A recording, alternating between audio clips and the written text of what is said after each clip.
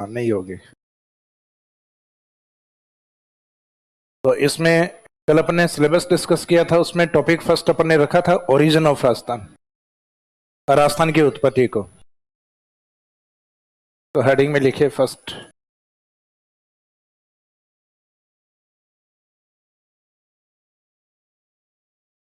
राजस्थान की उत्पत्ति।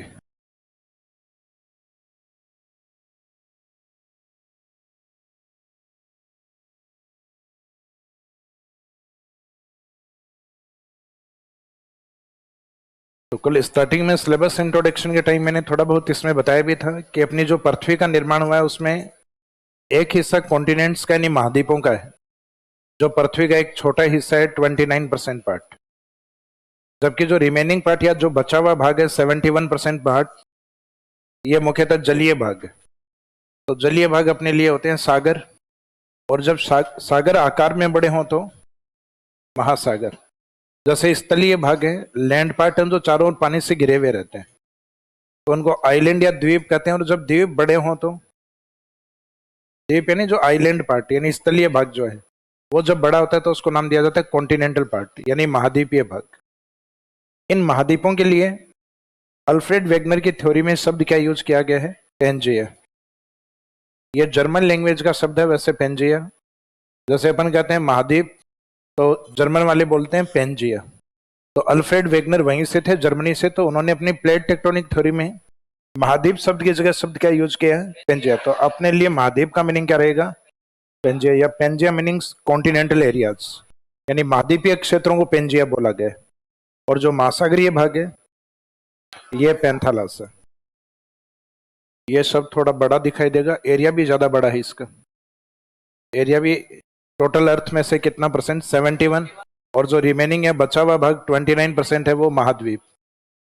बाद में हम देखते हैं कि पेंजिया है आगे जाके दो भागों में खंडित होता है, दो भागों में डिवाइड होता है। एक इसका नॉर्थ पार्ट अंगारा लैंड और एक इसका सदर्न पार्ट गोंडवाना लैंड।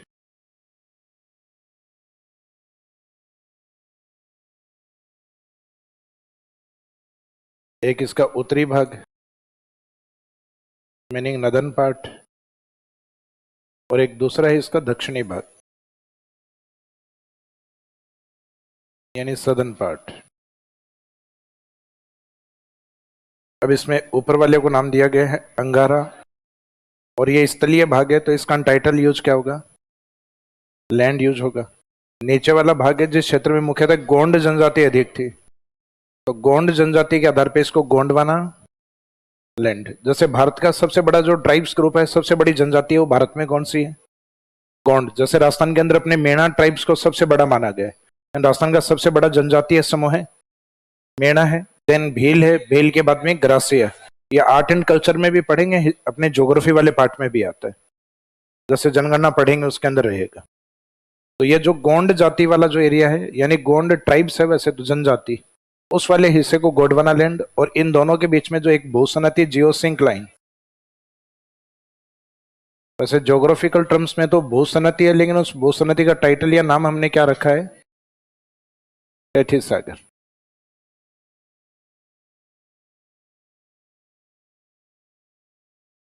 जो जियोसिंक लाइन है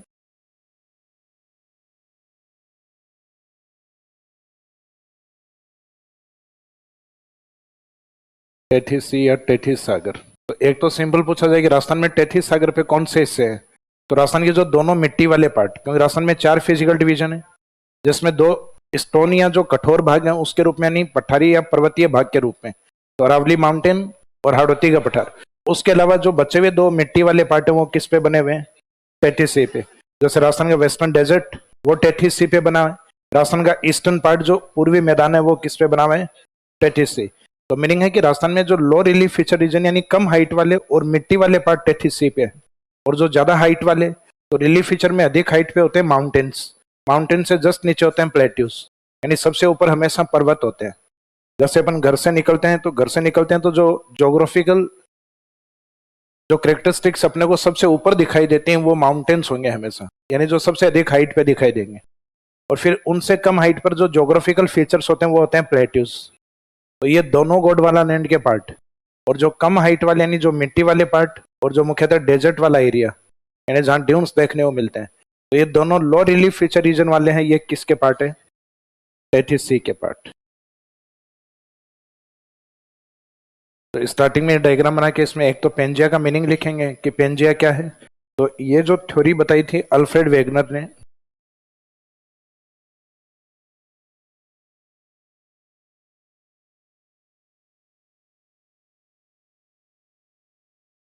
उस थ्योरी में इन शब्दों का यूज हुआ है, हालांकि ये सब तो ऑलरेडी पहले से ही दिए हुए थे। तो अल्फ्रेड वेगनर ने इनका मीनिंग बताया कि जो पेंजिया है वो पेंजिया कौन से हिस्से को बोला जाएगा? कॉन्टिनेंटल। जो पेंजिया था वो इनके लिए कॉन्टिनेंटल, और जो दूसरा बचा हुआ जो भाग था वो पेंथालासा, ये महासागरीय भाग। तो महासागरीय भाग राजस्थान के अंदर है क्या कोई ओसेनिक पार्ट?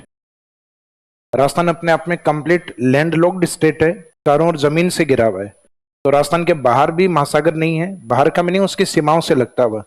एंड राजस्थान की सीमाएं अगर आप देखें तो एक बॉर्डर तो पाकिस्तान वाला है, बाकी तीन ओर से नॉर्थ ईस्ट और साउथ वेस्ट ये अपने पड़ोसी राज्यों से लगता है, जिसमें किसी में भी महासागरीय भाग नहीं है। अब ऐसा नहीं है कि गुजरात के अंदर, तो गुजरात की सीमा अपने से जो लगती है उस पर नहीं है, बाकी गुजरात का कोस्टल एरिया अलग आता है, उसके खुद की तटीय सीमाएं गुजरात की, लेकिन अपने वाली बाउंड्री पे महासागरीय भाग नहीं है। तो इसका मीनिंग अपना कौन से पार्ट से कोई रिलेशन नहीं रहेगा? पेंथालास से। तो इसमें ये वाला पार्ट है राजस्थान से रिलेवेंट नहीं है। बेंजियम में भी हम सिर्फ एक पार्ट से रिलेवेंट है, नॉर्थ वाला पार्ट अपने यहाँ नहीं है, अंगारा लैंड। अपने यहाँ सिर्फ कौन सा है? गोंडवाना लैंड। क्योंकि अपना जो टेथिस सी वाला पार्ट है उस पर निकला हुआ है इंडिया का नदन पार्ट हिमालय, और हिमालय के नॉर्थ का पार्ट, तो हिमालय किसमें? टेथिस सी में। तभी कहा जाता है हिमालय की मदरलैंड या गर्भ भूमि किसको बोला गया है? टेथिस सी को। तो मीनिंग है कि इंडिया में ये वाला जो हिमालय नॉर्थ वाला पार्ट है ये टेथिस सी में है, तो टेथिस सी के ऊपर का हिस्सा किस में आएगा? अंगारा लैंड, यानी चाइना की ओर का। तो इसका मीनिंग अपनी तरफ कौन सा हिस्सा है? गोंडवाना लैंड, जिसमें बेस्ट एग्जांपल भारत का प्रायद्वीप पठार। और प्रायद्वीप पठार जब इंडियन ज्योग्राफी पढ़ोगे तो इसको कवर किया जाता है कुछ इंपॉर्टेंट माउंटेन्स के अंदर, यानी पठार को बताने के लिए कुछ प्रमुख पर्वतमालाएं और कुछ इसके प्लेट्यूज। तो इसके पर्वतमालाओं में आता है वेस्टर्न घाट, ईस्टर्न घाट, सतपुड़ा, विंध्यन, अरावली। तो इसका मीनिंग जो अरावली माउंटेन है वो हिमालय का हिस्सा नहीं है। हिमालय का हिस्सा होता तो अरावली को भी हम किस में मानते? टेथिस सी में। तो अरावली पार्ट है प्रायद्वीप पठार यानी गोंडवाना लैंड का। फिर इंडिया में कुछ प्लेट्यूज हैं, जैसे महाराष्ट्र की ओर जाओगे तो डेक्कन प्लेट्यू, कर्नाटक की ओर जाओगे तो मैसूर प्लेट्यू, तेलंगाना स्टेट में जाओगे तो स्टेट के नाम से ही पठार है तेलंगाना का पठार। मध्य प्रदेश में आओगे तो मध्य प्रदेश में कौन सा पठार है? मालवा प्लेट्यू। मालवा के ऊपर की ओर आओगे तो राजस्थान में कौन सा है? हाड़ौती का पठार। तो इसका मीनिंग है कि राजस्थान की ओर जो हाड़ौती का पठार है वो भारत के प्रायद्वीप पठार का हिस्सा है। तो वैसे हमारी ये दोनों जो फिजियोग्राफिक कैरेक्टरिस्टिक्स यानी हाड़ौती और अरावली को अगर देखा जाए तो वो इंडियन ज्योग्राफी में सिर्फ एक ही पार्ट में शामिल है, वो हमारे लिए दो हैं, लेकिन इंडियन ज्योग्राफी में वो किसके पार्ट हैं? प्रायद्वीप पठार, यानी जो पेनिनसुलर प्लेट्यू रीजन है उसी का ही पार्ट माने जाते हैं। तो स्टार्टिंग में ये डायग्राम बनाइए, फिर इसमें एक तो मेन पेंजिया रहेगा अपने लिए, और पेंजिया में भी मोस्टली गोंडवाना लैंड, और दूसरा इंपोर्टेंट अपने लिए किसका रहेगा? टेथिस सी का। यस, पेन स्टार्ट करवाना।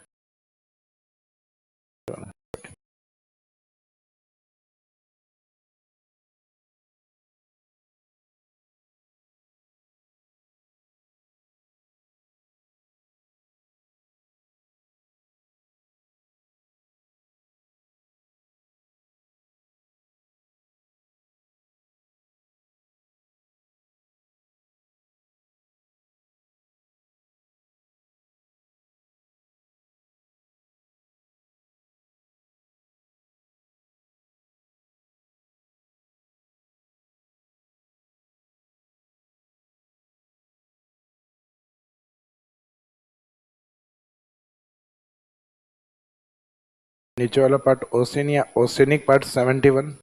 तो ओसेनिक पार्ट्स हैं वो पेंथालास है, और कॉन्टिनेंट्स हैं वो पेंजिया।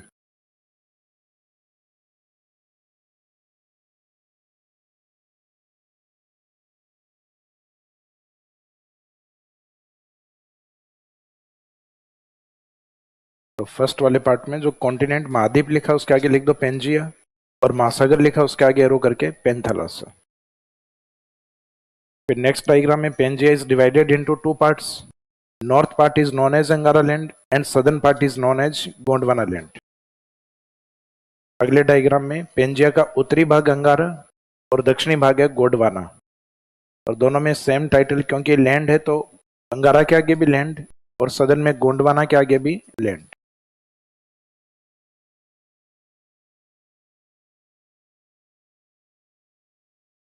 तो नेक्स्ट में अंगारा लैंड,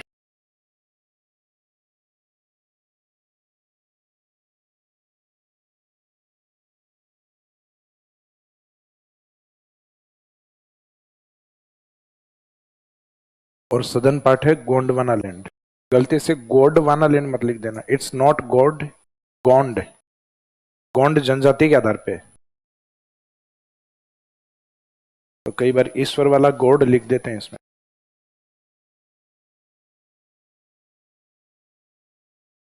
गोंड जनजाति, अभी कुछ समय पहले, शायद साल 2 साल पहले एक मूवी आई थी ना, RRR, जूनियर NTR और इनकी, जिसमें एक गोंड बालिका को अंग्रेज उठा के ले जाते हैं और उसके बाद में उसमें वो कहानी बनती।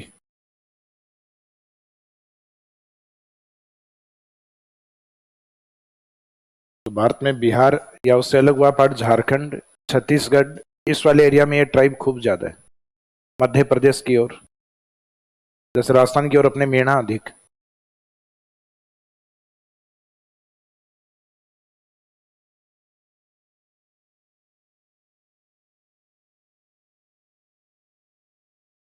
भूसनती, भूसनती का नाम क्या है? तैथिस सागर।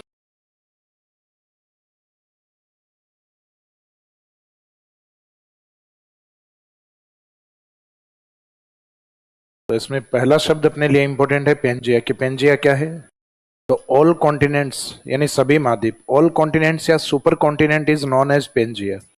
Eight present Pangaea is divided into two parts, north part Angara land और साउथ पार्ट है गोंडवाना लैंड। वर्तमान में पेंजिया 2 भागों में विभाजित है, जिसका उत्तरी भाग अंगारा लैंड और दक्षिणी भाग गोंडवाना लैंड। और अंगारा लैंड के पार्ट कौन कौन से हैं? तो अंगारा लैंड के अंदर हम देखते हैं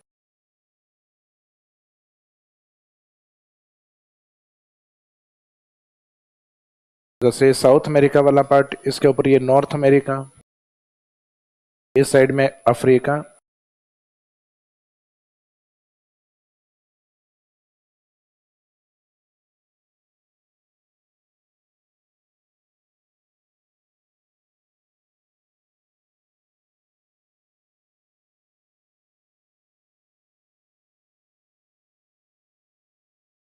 ये वाला जो पार्ट है भूमध्य सागर से होते हुए और एशिया के कुछ मिडिल वाले पार्ट से, बिल्कुल सेंट्रल पार्ट से नहीं है लेकिन मध्य से है।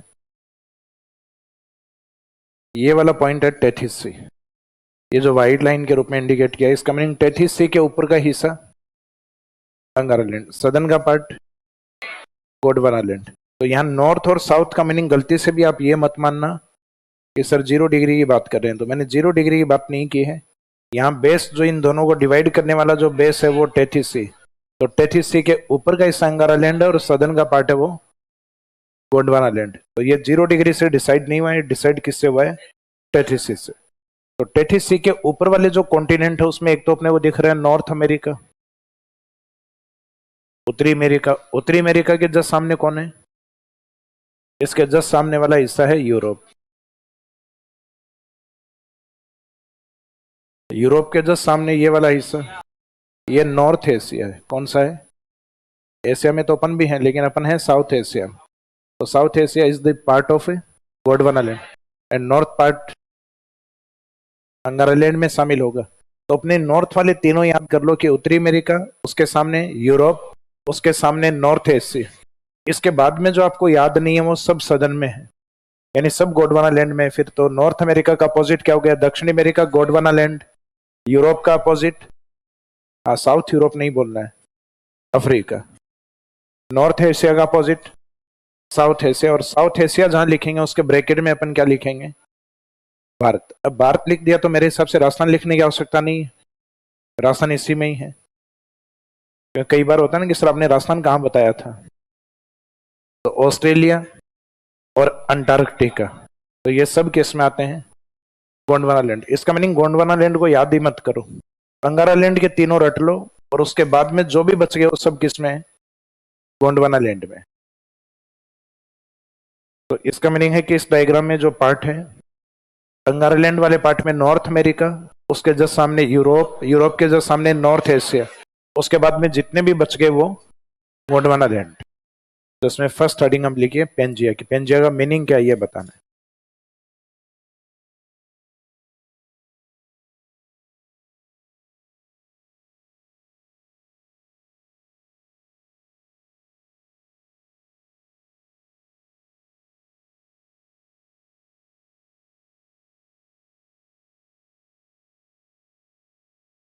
इसमें लिखिए अल्फ्रेड वेगनर के अनुसार, according to Alfred Wegener, Alfred Wegener के अनुसार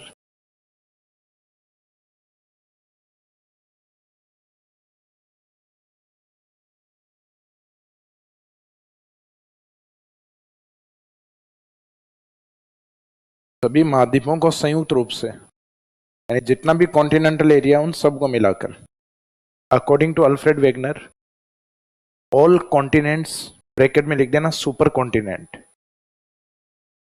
यानी ऑल कॉन्टिनेंट अगर एक साथ आ गया तो इसका मीनिंग वो महाद्वीपों का सबसे बड़ा हिस्सा हो गया, जिसको हम कहेंगे सुपर कॉन्टिनेंट। जैसे कई व्यक्तियों की पावर एक व्यक्ति में आ जाती है तो उसको हम क्या कहते हैं? सुपरमैन।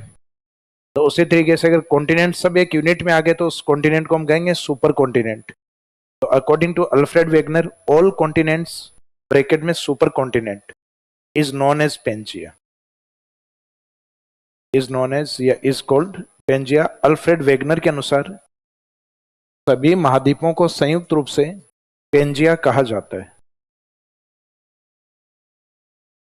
इसका मीनिंग जैसा डायग्राम अपने को बता रहा है वही लिख रहे हैं अपन, कि अपन ने डायग्राम फर्स्ट के अंदर जो सभी महाद्वीप एक साथ देखे थे उन सब महाद्वीपों को हमने टाइटल क्या दिया था? पेंजिया। पेंजिया कहा जाता है जो वर्तमान में दो भागों में विभाजित है। At present Pangaea is divided into two parts. जो वर्तमान में दो भागों में विभाजित है। At present Pangaea is divided into two parts.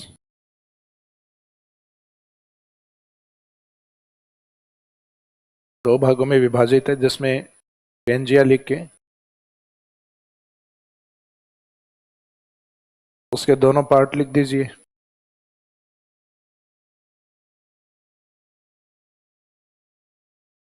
एक पार्ट जो अंगारा लैंड आपने लिखा है, इस शब्द की फेम ज्यादा है अंगारा लैंड के, बाकी इसी स्थान को एक नाम और भी दिया जाता है, लोरेसिया। जबकि इसका अपोजिट पेंजिया का दक्षिणी भाग है वो गोंड जनजाति के नाम से है, तो गोंड वाले शब्द से स्टार्ट होगा, गोंडवाना, और स्थलीय भाग है तो लैंड, गोंडवाना लैंड। तो पेंजिया के एक तरफ का जो पार्ट है वो अंगारा land,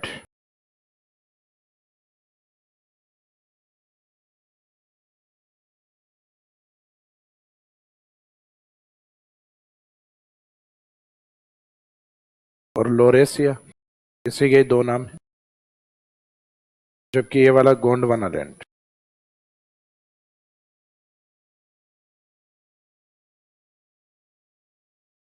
Gondwana land.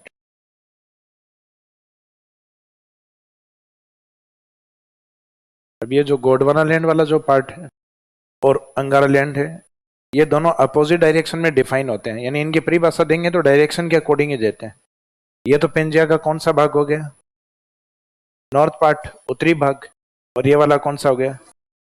Southern part या दक्षिणी भाग। तो इसका मीनिंग है कि पेंजिया के उत्तरी भाग को अंगारा लैंड कहा जाता है, पेंजिया के दक्षिणी भाग को गोंडवाना लैंड। तो डायग्राम में भी हमने यही देखा, पेंजिया के उत्तरी भाग को अंगारा लैंड और दक्षिणी भाग को गोंडवाना लैंड। अब जैसे अंगारा लैंड है, उस अंगारा लैंड नदन पार्ट को कहा जाता है, उसके पार्ट कौन कौन है? तो उसके एग्जाम्पल अभी मैंने बताए थे आपको, कि इसके एग्जाम्पल के तौर पे हमें जिन लैंड पार्ट को या जिन टाइटल्स को यूज करना है, उसमें एक तो नॉर्थ अमेरिका, उत्तरी अमेरिका, उत्तरी अमेरिका के जस्ट सामने ईस्ट में चलेंगे तो यूरोप वाला पार्ट, और यूरोप के जस्ट सामने नॉर्थ एशिया या उत्तरी एशिया। और इसके बाद में जितने भी जो कॉन्टिनेंटल एरिया है, महाद्वीपीय भाग हैं, सब किसमें? गोंडवाना लैंड के अंदर। तो इसमें पहले अंगारा लैंड के नीचे डेफिनेशन लिखो। पेंजिया के उत्तरी भाग को अंगारा लैंड कहा जाता है, शॉर्ट में लिख दो north part of Pangaea, Pangaea का उत्तरी भाग।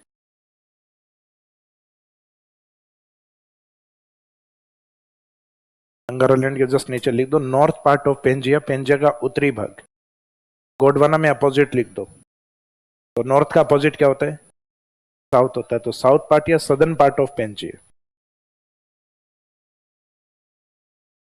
गोंडवाना लैंड के नीचे लिखिए पेंजिया का दक्षिणी भाग, पेंजिया का दक्षिणी भाग। तो जो उत्तरी भाग लिखा है भैया आपने, उसके एग्जाम्पल कौन है? तो उसके एग्जाम्पल्स में कॉन्टिनेंट्स के नाम लिख दो। पेंजिया के उदाहरण,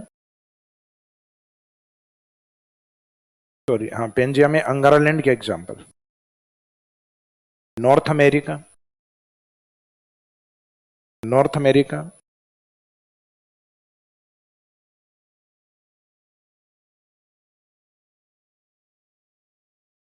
उसके जस्ट सामने यूरोप,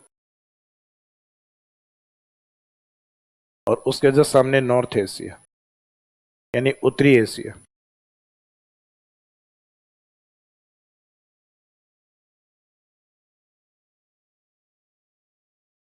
अब इनके बाद में पहले तो जो आपने फर्स्ट में लिखे इनके अपोजिट लिखना स्टार्ट करो। गोंडवाना लैंड के अंदर तो इनके अपोजिट क्या होंगे? तो नॉर्थ अमेरिका का अपोजिट क्या होगा? South America.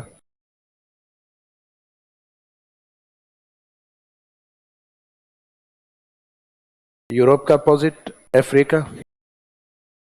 नॉर्थ एशिया का अपोजिट, बस अपनी थ्योरी यहां से रिलेवेंट है। साउथ एशिया का मीनिंग यहां पे कौन आ जाएगा?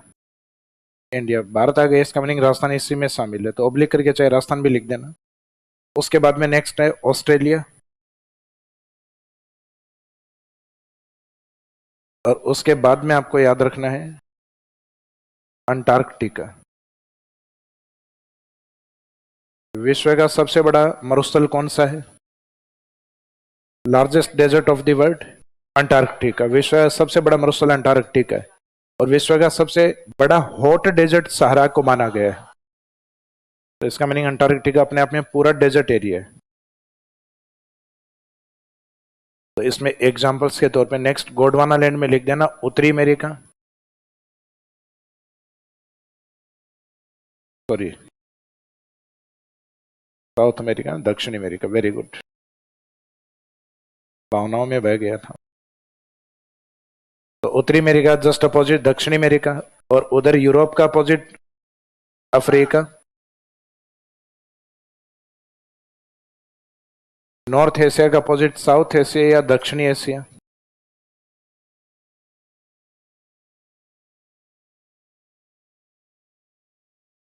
नेक्स्ट है ऑस्ट्रेलिया।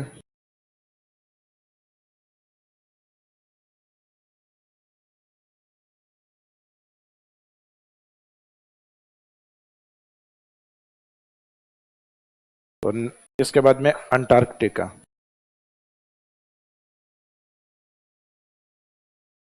एक नॉर्थ में आता है, पृथ्वी के नॉर्थ पोल की तरफ, वो आता है आर्कटिक, वो अलग। जो छोटा नाम दिखाई देता है वो आर्कटिक ऊपर रखना है। अंटार्कटिका जो नाम भी बड़ा है और है भी नीचे की तरफ, तो जो बड़ा नाम, भारी नाम, उसको नीचे बैठा देना और हल्के को ऊपर उड़ा देना। तो ये नॉर्थ पोल के ऊपर जो अपना ओशियनिक पार्ट आता है उसको कहा जाता है आर्कटिक ओशियन। एक अटलांटिक अलग आता है। ये मिलते जुलते से नाम है आपके। तो ये जो अटलांटिक है ये तो north America, south America, sorry north America और यूरोप, और साउथ अमेरिका और अफ्रीका के बीच में आपके अल्फाबेटिक एस शेप में एक ओशियनिक पार्ट बनता है। जो आप वर्ल्ड ज्योग्राफी पढ़ोगे और आपके महासागर वाला हिस्सा अगर दिया हुआ है तो उसमें कवर होता है, तो उसमें अटलांटिक आएगा। पढ़ा हुआ है क्या? तो ये तीनों अलग अलग हैं। ये नॉर्थ पोल के ऊपर है, ये मुख्यतः पृथ्वी के साउथ पोल पे है, और ये इन दोनों के बीच में कौन आता है? अटलांटिक, जिसको हम पहले क्या कहते थे? अंध महासागर। अंध का मीनिंग होता है डार्क, यानी जिसके आगे का नॉलेज ना हो। तो धीरे धीरे जैसे यूरोपियन लोगों ने आगे खोज करना स्टार्ट की, तो इन्होंने नॉर्थ अमेरिका और साउथ अमेरिका जैसे कॉन्टिनेंट्स को खोजा, जिसको नाम दिया गया नई दुनिया। तो नई दुनिया के महाद्वीप में हम काउंट करते हैं नॉर्थ अमेरिका और साउथ अमेरिका के पार्ट को।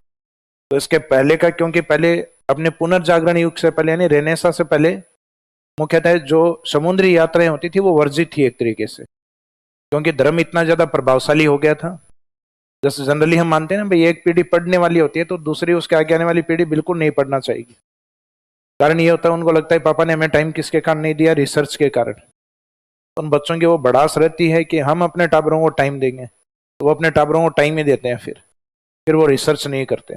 तो इसका मीनिंग ज्योग्राफी के अंदर भी स्टार्टिंग में या साइंस में स्टार्टिंग में जो रिसर्च हुए काफी बढ़िया हुए, जो यूरोपियन कंट्रीज में, ग्रीक में, जर्मनी में, इन कंट्रीज में हुए।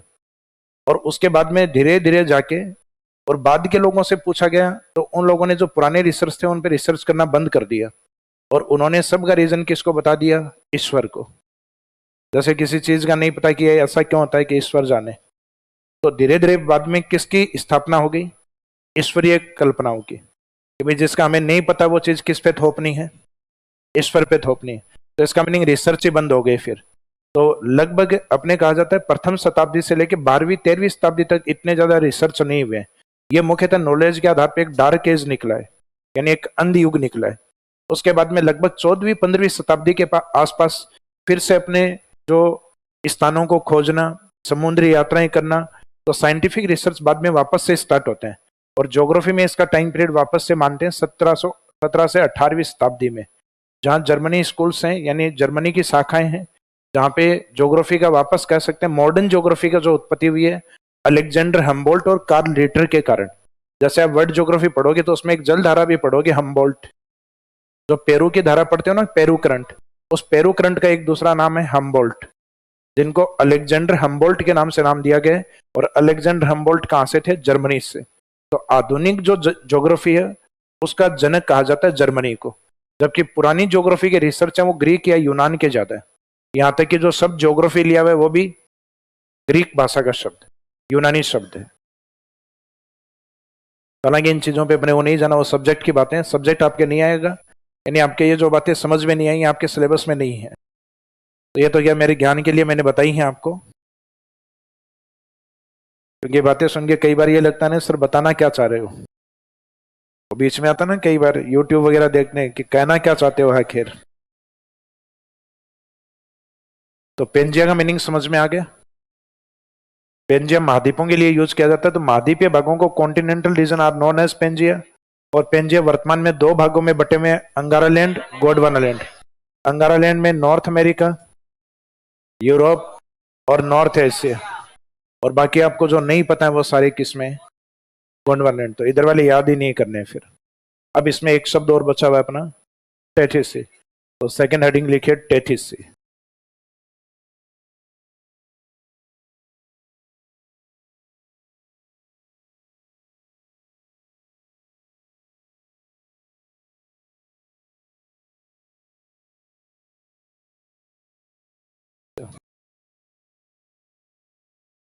ऑनलाइन स्टूडेंट की शिकायत आई है कि सर पिंक कलर दिख नहीं रहा है।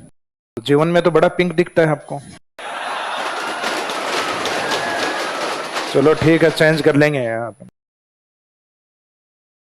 और हैंड राइटिंग समझ में नहीं आ रही, तो क्लासरूम में सामने मेरे लगभग 1200-1300 स्टूडेंट बैठे हैं, इनमें से एक की भी शिकायत नहीं है। तो या तो आपने जो चश्मा साइड में रखा हुआ है ना वो मेरी तरह पहनना स्टार्ट करो। समझ में आ रही है कि नहीं आ रही? और मैं शब्द को साथ साथ में बोल भी रहा हूं, भाई मैं यूं करूं,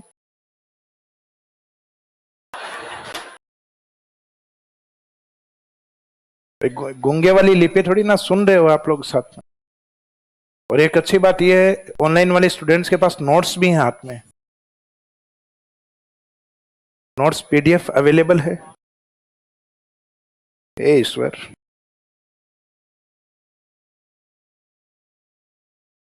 तो हैंड राइटिंग तो देखो बुढ़ापे में मेरी नहीं सुधर सकती, फिर भी प्रयास करूंगा।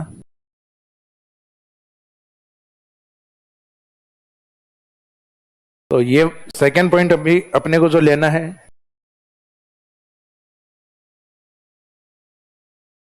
वो टेथिस सागर।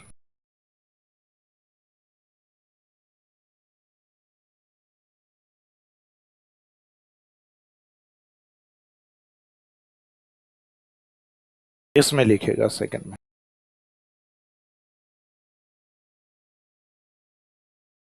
तो जो सेकंड वाला डायग्राम है इसमें भी मैंने आपको बताया, नॉर्थ वाला ये अंगारा लैंड, उसके साउथ वाला ये गोंडवाना लैंड, इन दोनों के बीच की जो भूसनती जियोसिंक लाइन है वो क्या है, टेथिस से। तो इसका मीनिंग है भूसनती का example.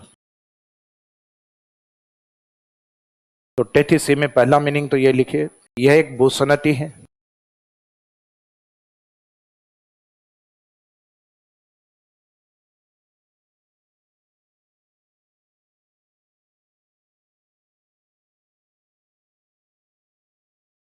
Tethys sea is a geosyncline, यह एक भूसनती है जो अंगारा लैंड एवं गोंडवाना लैंड के मध्य स्थित, which is lies between या located between अंगारा लैंड and गोंडवाना लैंड।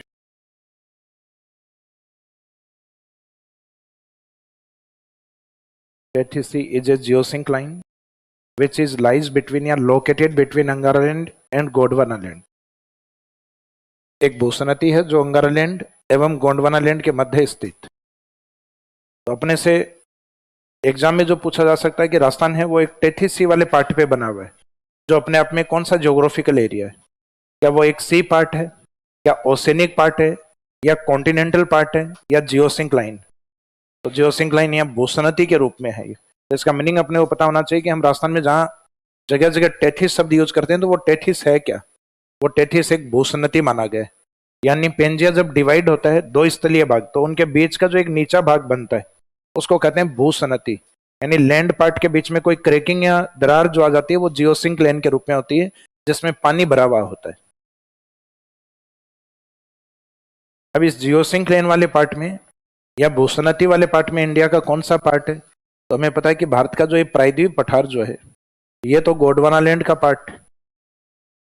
इसके बाद में नॉर्थ इंडिया वाले पार्ट में हम चलते हैं, तो नॉर्थ से ईस्ट की ओर जो माउंटेन आता है उसको नाम दिया जाता है हिमालय माउंटेन।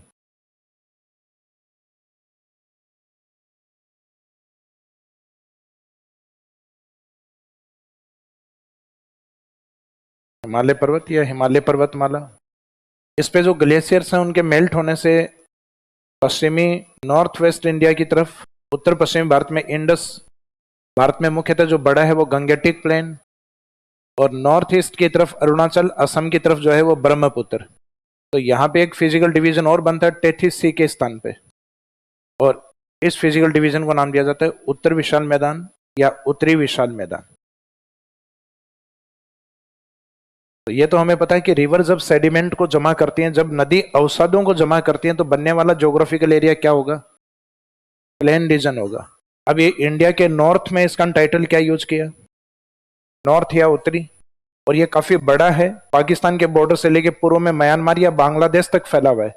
इस कारण इसका एरिया काफी बड़ा होने के कारण इसको विशाल लिखा है। तो ये तो डायरेक्शन और इसके एरिया को लेके टाइटल है कि नॉर्थ ग्रेट प्लेन, उत्तर विशाल मैदान। और फिर इस मैदानी भाग का एक हिस्सा अरावली के पश्चिम में, जो कि पहले सरस्वती नदी का मैदान था, तो ये भी प्लेन एरिया था पहले, लेकिन फिर क्लाइमेटिक चेंजेस आने के कारण यानी एरिड कंडीशन डेवलप होने के कारण, वैसे अपने मरुस्थल का जो रीजन या कारण है वो एक तो लिखा जाता है मानवीय कारण, ये मानवीय कारणों से बना है। तो देखो मानवीय कारण मेन नहीं होता, कभी मेन होता है क्लाइमेटिक कोज, जलवायु कारण मेन होते हैं। भाई मानव कारण होते तो हमसे 3 गुना मानव यूपी में बैठा है, तो वहां पे भी छोटा मोटा डेजर्ट तो होना चाहिए था ना। तो इसका मीनिंग डायरेक्ट मानव को रीजन नहीं मान सकते, क्लाइमेटिक चेंजेस आते हैं, और क्लाइमेटिक चेंजेस से अपने जो ज्योग्राफिकल फीचर्स हैं वो डेवलप होते हैं, भौगोलिक विशेषताएं आती हैं फिर। तो इसका मीनिंग है अपनी क्लाइमेट या जलवायु को सबसे ज्यादा जो प्रभावित करते हैं, किस एरिया में नदी है या नहीं है, उनके पीछे बड़े रीजन जलवायु कारण, और जलवायु में भी सबसे मेन फैक्टर माना जाता है टेम्परेचर या तापमान को। तो जलवायु में आप देखोगे क्लाइमेट के अंदर सबसे ज्यादा चेंजेस इसी के कारण आते हैं। जैसे अभी वर्षा ऋतु है, तो ये वर्षा ऋतु ग्रीष्म ऋतु के कारण ही आई है। अगर हमारे यहाँ पहले समर सीजन नहीं होता तो हमारे यहाँ टेम्परेचर हाई नहीं होता, और टेम्परेचर जब हाई नहीं होता तो एयर प्रेशर लो जनरेट नहीं होता, और जब वायुदाब कम नहीं होता तो विंड फ्लो समुद्र से हमारी तरफ बनता ही नहीं। समुद्री हवाएं हमारे यहाँ क्यों आती हैं, क्योंकि हमारे यहाँ लो एयर प्रेशर जनरेट होता है, हवा का दबाव कम हो जाता है, और समुद्र के ऊपर हाई एयर प्रेशर होता है और वहां से विंड शिफ्ट होती है। तो विंड का बहने का जो नियम होता है वो हमेशा high air pressure to low air pressure रहता है। तो इसका मीनिंग है कि जो ऋतुएं चेंज होती हैं उसके पीछे रीजन ये है। अब कुछ समय बाद में टेम्परेचर थोड़ा सा इक्वल आ जाएगा, ना दिन अपने को गर्म लगेंगे और ना रात अपने को ठंडी लगेंगे, यानी एक जैसा क्लाइमेट लगेगा अपने को। अक्टूबर नवंबर में आने वाला है वो टाइम, जो शरद ऋतु, ऑटम सीजन। फिर दिसंबर जनवरी फरवरी है, उसकी क्लाइमेट अपनी अलग होती है। तो इसका मीनिंग क्लाइमेट को चेंज करने के पीछे सबसे मेन कॉज क्या होता है? तो इसको भी चेंज करने वाला मेन फैक्टर टेम्परेचर या तापमान, जो हम जलवायु वाले चैप्टर में बात करेंगे इस पे। तो इसका मीनिंग है क्लाइमेटिक चेंजेस के कारण, जलवायु परिवर्तन के कारण ये किस में कन्वर्ट हो गया? डेजर्ट में। तो इसको नाम क्या दिया हुआ है हमने? थार डेजर्ट। तो इसका मीनिंग हुआ कि Himalaya region, north great plain and Thar desert are formed on Tethys sea. यानी ये जो भौतिक प्रदेश हमने लिखे हैं नाम, ये सब टेथिस सागर पर निर्मित है, या टेथिस सागर में निर्मित है। पर लिख दो चाहे मैं लिख दो। तो टेथिस सी का मीनिंग तो आपने बता दिया। अब इस टेथिस सागर से रिलेशन इंडिया के कौन से पार्ट्स का, वो नोट में लिखिएगा। नोट में लिखो हिमालय पर्वतीय प्रदेश या हिमालय पर्वत, हिमालय पर्वतमाला।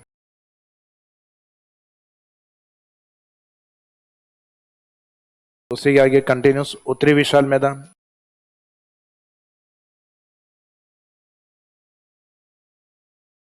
एवं उसी बाद में आगे कंटिन्यूस एवं थार मरुस्थल,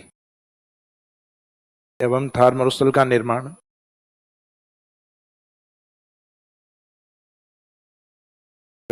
टेथिस सागर पर हुआ है।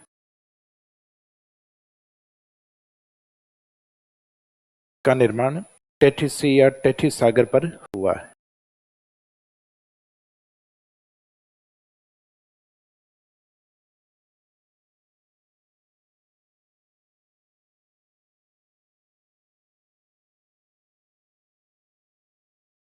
Himalaya mountain,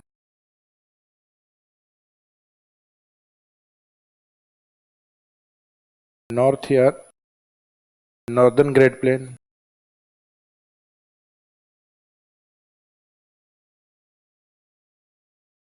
and Thar desert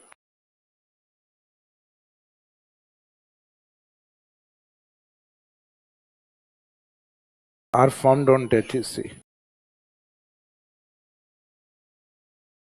are formed on Tethys sea. Himalaya पर्वत, उत्तर विशाल मैदान या उत्तरी विशाल मैदान एवं थार मरुस्थल का निर्माण टेथिस सागर पर हुआ है। तो इसका मीनिंग राजस्थान के अंदर भी मैदानी भाग आता है, तो मैदानी भाग उत्तर विशाल मैदान का ही हिस्सा है। जैसे फॉर एग्जांपल राजस्थान में रिवर्स के नाम सुने हैं आपने? राजस्थान के ईस्ट में हाड़ौती से होते हुए और राजस्थान के पूर्वी मैदान और लास्ट में यमुना को जाके ज्वाइन करती है नदी। ये नदी कौन सी है? चंबल। जयपुर के बैराट की पहाड़ियों से अर्जुन के बाणों से निकली हुई बाण गंगा, जो भरतपुर तक और पहले पार्ट हुआ करती थी यमुना का। तो इस तरीके से राजस्थान की जो प्रमुख नदियां हैं, जो राजस्थान के पूर्वी मैदानी भाग का निर्माण करती है। तो ये भारत का पूर्वी मैदानी भाग है। वैसे देखा जाए तो ये यमुना ड्रेनेज सिस्टम, यानी यमुना की सहायक नदियों का मैदान। और यमुना खुद किसकी सहायक नदी है? गंगा की। तो इसका मीनिंग हम कह सकते हैं कि राजस्थान का जो पूर्वी मैदान है वो गंगेटिक और यमुना प्लेन का ही पार्ट, गंगा और यमुना मैदान का ही हिस्सा है। इसका मीनिंग है अपने उत्तर विशाल मैदान का ही पार्ट। तो उत्तर विशाल मैदान का पार्ट है, इसका मीनिंग किस में बना हुआ है? टेथिस सी में। भारत के या राजस्थान के नॉर्थ वेस्ट वाले पार्ट से पाकिस्तान से होते हुए एक नदी जाती है सिंधु, जो आगे चाइना से आती है। और हिमाचल की ओर से इसी के पैरेलल बहने वाली एक नदी अरब सागर तक आती थी, सरस्वती। लेकिन क्लाइमेटिक चेंजेस के कारण अब इसका उत्तरी भाग तक ही, यानी राजस्थान के नॉर्थ पार्ट में ही सीमित रह गई, गंगानगर हनुमानगढ़ तक। जो अभी हम इसको क्या मान रहे हैं? घग्गर। डेनमार्क कंट्री की टेक्निक है, जमीन के अंदर कोई ड्रेनेज सिस्टम अगर कोई रहा हो, यानी कोई नदी है जो धीरे धीरे विलुप्त हो गई हो, तो उसका पहले एंशिएंट पथ क्या रहा है, यानी उसका एंशिएंट रूट क्या रहा है, उसको जानने के लिए एक वेव्स टेक्निक होती है, तरंग टेक्निक होती है, फिजिक्स की टेक्निक है कोई। तो उस फिजिक्स या वेव्स टेक्निक के द्वारा हमने डेनमार्क के साथ अभी एमओयू किया है। तो अब ये प्रयास किया जा रहा है कि वास्तव में घग्गर है वो Ghaggar remaining part of Saraswati है या घग्गर एक अलग ड्रेनेज सिस्टम है? अगर उनकी थ्योरी में घग्गर अलग नदी आती है और सरस्वती अलग आती है, तो आने वाले टाइम में ज्योग्राफी चेंज होगी फिर। लेकिन अभी तक की ज्योग्राफी में हम घग्गर को क्या मानते हैं? Remains of Tethys, sorry, Saraswati river. ये सरस्वती नदी का जो बचा हुआ अवशेष पार्ट, ये एक सीमित नदी या इनलैंड रिवर है, वो हम घग्गर मानते हैं।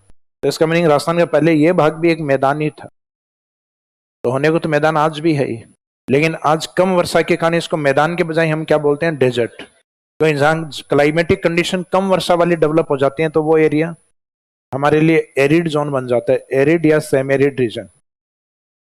शुष्क और अर्ध शुष्क प्रदेश बन जाते हैं वो। तो शुष्क और अर्ध शुष्क प्रदेशों को धीरे धीरे हम क्या कर देते हैं? डेजर्ट। तो ये डेजर्ट है इस जगह। पहले यहाँ पे भी क्या था? Tethys sea. तो ये भी वैसे देखा जाए तो उत्तर विशाल मैदान का हिस्सा है। ये मैदानी भाग आता है सिंधु सरस्वती के मैदान में, क्योंकि उन नदियों के बीच में बना हुआ है। फिर एक अपने इस साइड में अरावली से भी निकल के नदी गुजरात की ओर जाती है, लूणी नदी। तो लूणी नदी का मैदान भी है यहाँ। लेकिन वही है, क्लाइमेटिक कंडीशन है वो थोड़ी एरिड टाइप के होने के कारण ये डेजर्ट के हिस्से में माने जाते हैं। तो हमने इन दोनों को अलग अलग मान रखा है। यानी थोड़ा सूखा है, इसको हमने डेजर्ट मान लिया, और जहां पे नदियां आज भी एक्टिव हैं, सेडिमेंट्स को कंटिन्यू जमा करती हैं और अच्छी बारिश होती है और ज्यादा फर्टाइल एरिया, उसको हमने क्या टाइटल दे दिया? मैदान। और ये राजस्थान के ईस्ट में होने के कारण हम डायरेक्शन क्या यूज करते हैं? Eastern plane. जैसे डेजर्ट में हम लिखते हैं नॉर्थ वेस्ट डेजर्ट, राजस्थान का उत्तरी पश्चिमी मरुस्थल, क्योंकि वो मोस्टली राजस्थान के नॉर्थ और वेस्टर्न पार्ट को कवर करता है। तो मीनिंग ये हुआ कि इस उत्तर विशाल मैदान में राजस्थान का मैदान भी शामिल है। और डेजर्ट के बारे में अपने अलग से लिख ही दिया है कि उस मैदानी भाग का वो पार्ट जो क्लाइमेटिक कंडीशन में अब क्या बन चुका है? थार डेजर्ट। तो इसका मीनिंग हुआ कि राजस्थान के दोनों भाग, जैसे इसमें अपना ईस्टर्न प्लेन काउंट है और ये अपना थार डेजर्ट या मरुस्थल का हिस्सा आ गया, ये दोनों किसके ऊपर बताएं अभी? अपने टेथिस सी के ऊपर। तो इसका मीनिंग इसके अलावा जो राजस्थान का बचा हुआ हिस्सा है, जिसमें एक तो अरावली माउंटेन और एक राजस्थान का हाड़ौती का पठार, ये किस में काउंट होंगे? गोंडवाना लैंड यानी प्रायद्वीप पठार वाले हिस्से के।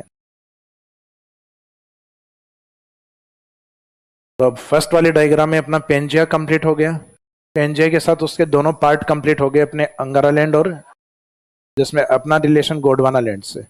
इन दोनों के अलग होने से एक पार्ट बना था टेथिस सी, जियोसिंक लैंड, ये अपना कंप्लीट हो गया। अब फर्स्ट वाले डायग्राम में आपने एक शब्द और लिखा हुआ है पेंथालासा का। वैसे देखा जाए राजस्थान से कोई रिलेशन नहीं है, लेकिन फिर भी इसका मीनिंग लिख दीजिए। पॉइंट नंबर 3 हेडिंग है पेंथालासा।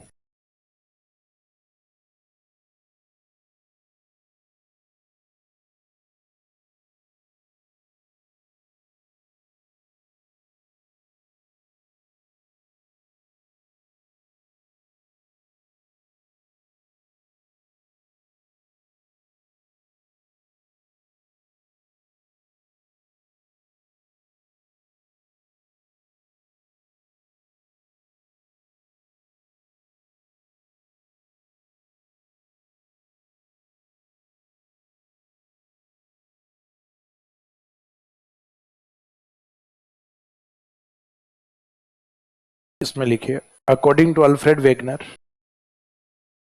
अल्फ्रेड वेगनर के अनुसार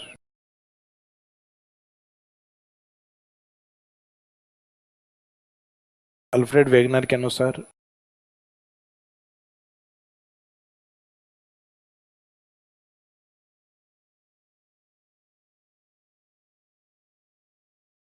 जैसे सभी महाद्वीपों को मिला के क्या बोला था? पेंजिया। तो वैसे सभी महासागरों को संयुक्त रूप से पेंथालासा कहा जाता है। According to Alfred Wegener, all ocean या ऑल ओशियनिक पार्ट, ब्रैकेट में लिख सकते हो सुपर ओशियन। अल्फ्रेड वेगनर के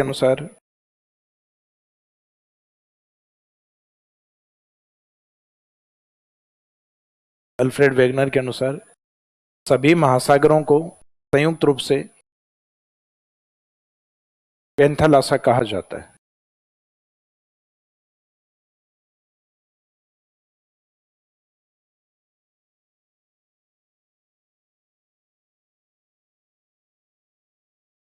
तो according to Alfred Wegener, all oceanic part, bracket में super oceanic part, all oceanic part यानी ये एक यूनिट के रूप में ही बोल रहे हैं कि सभी महासागरों को मिला के क्या बोला जाता है, पेंथालस। तो all oceanic part is called या आर नोन एज पेंथालस।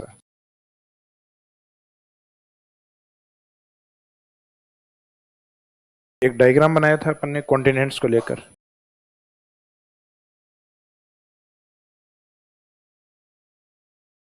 इसमें north America south America in दोनों के वेस्ट में जो आपको दिखाई दे रहा है ये पैसिफिक ओशियन, प्रशांत महासागर। ये जो north America, Europe, south America और अफ्रीका के बीच में जो एस शेप में दिखाई दे रहा है ये अटलांटिक। इसके नॉर्थ का पार्ट है ये आर्कटिक और साउथ वाला है अंटार्कटिका। और इंडिया के जो नीचे है वो इंडियन ओशियन, हिंद महासागर। जो हिंद देश के नीचे है वो हिंद महासागर। तो इसका मीनिंग है कि इनको एरिया वाइज जनरली जब देखा जाए तो सबसे बड़ा ये होता है, then second largest, third largest. तो ये सीक्वेंस में एरिया वाइज तो ये बड़े, और सबसे छोटा ये है। तो इसका मीनिंग है सेकेंड लास्ट। अंटार्कटिका के चारों ओर का जो पानी है वो अंटार्कटिका ओशियनी पार्ट, उसका लैंड पार्ट अंटार्कटिका कॉन्टिनेंट, और उसके चारों ओर का जलीय भाग है वो अंटार्कटिका ओशियनिक पार्ट। तो अंटार्कटिका ऐसा शब्द है जो दोनों तरफ काउंट होता है, एज ए कॉन्टिनेंट भी काउंट होता है, और उसके चारों ओर का जलीय क्षेत्र जिसको हम दक्षिणी ध्रुवीय महासागर, यानी वो साउथ पोल के चारों ओर, यानी अंटार्कटिका के चारों ओर जो पानी है वो अपने आप में अंटार्कटिका महासागर भी है। तो इसका मीनिंग पृथ्वी पे टोटल ओशियनिक पार्ट कितने हैं, 5। ज्योग्राफी में कंफ्यूज होने के कारण छोटी वाली जो क्लासेज आपकी 5वीं 6ठी या 8वीं क्लास, वहां महासागर आपके कितने दिए हुए हैं, 4। क्योंकि वहां बच्चों को आप नहीं बता पाओगे कि अंटार्कटिका बेटा दोनों में आता है। जैसे अपन पहली क्लास में बच्चों को पृथ्वी बताते हैं तो गोल ही बताते हैं, वो 11वीं तक आते आते उनकी ज्योग्राफी ठीक करते हैं फिर कि बेटा पृथ्वी गोल नहीं है, इसके नॉर्थ पोल और साउथ पोल है ये दबे हुए हैं, जियोड शेप में। तो जियोड अपने आप में स्पेसिफिक पृथ्वी के आकार को ही बोला गया है जियोड, यानी पृथ्वी पृथ्वी जैसी है। जैसे फॉर एग्जाम्पल, नाम क्या है आपका, प्रद्युमन। तो प्रद्युमन कैसा है, तो प्रद्युमन प्रद्युमन जैसा है। तो पृथ्वी कैसी है, तो पृथ्वी पृथ्वी जैसी है, यानी जियोड शेप में है। बाकी बोलने को बच्चों को स्टार्टिंग में कहते हैं बेटा पृथ्वी अंडे जैसी है, तो अंडा भी अपने स्टार्टिंग में यही समझ में आता है अंडा गोल है, तो अंडा बाद में धीरे धीरे पता चलता है अंडा भी अपने आप में एक अलग शेप है। और पृथ्वी है जिसको जनरली हम स्टार्टिंग में गोल बोल रहे होते हैं, वो भी आगे जाके पता लगता है ये जियोड शेप में। 11वीं क्लास में ठीक होती है ज्योग्राफी। भारत में मानसून की एंट्री कहाँ से होती है, केरल से होती है। तो ये आप जब पीजी करते हैं या यूजी करते हैं तब जाके अपनी ज्योग्राफी ठीक होती है कि इंडिया में केरल से भी पहले एंट्री अंडमान निकोबार से होती। तो इसका मीनिंग है बाकी 9th क्लास की बुक पढ़ो, आज भी मानसून की एंट्री केरल से ही हो रही है। लेकिन उनको ये समझाना थोड़ा मुश्किल हो जाएगा कि बेटा ये मेनलैंड पार्ट है और ये अपना मुख्यतः आइलैंड पार्ट। तो ये island part is also part of India, यानी अंडमान निकोबार है वो भी हिस्सा किसका है, भारत का अभिन्न हिस्सा है। तो अब भारत में मानसून की एंट्री मान रहे हो तो आंसर आएगा अंडमान निकोबार। और आपने टाइटल ये लिख दिया मुख्य भूमि पर, तो फिर अंडमान निकोबार को काउंट नहीं करेंगे क्योंकि अपनी मेन लैंड पार्ट में नहीं आते, वो हमारे आइलैंड पार्ट में आते हैं। तो मेन लैंड पार्ट में एंट्री कहाँ से होती है, केरल से। तो अपनी जो यूजी पीजी की बुक्स हैं उनमें लिखा हुआ रहता है कि भारत में मानसून की entry Andaman Nicobar and main land part मुख्य भूमि पर यह एंट्री मानी जाती है केरल मालाबार कोस्ट से, मालाबार के तट से।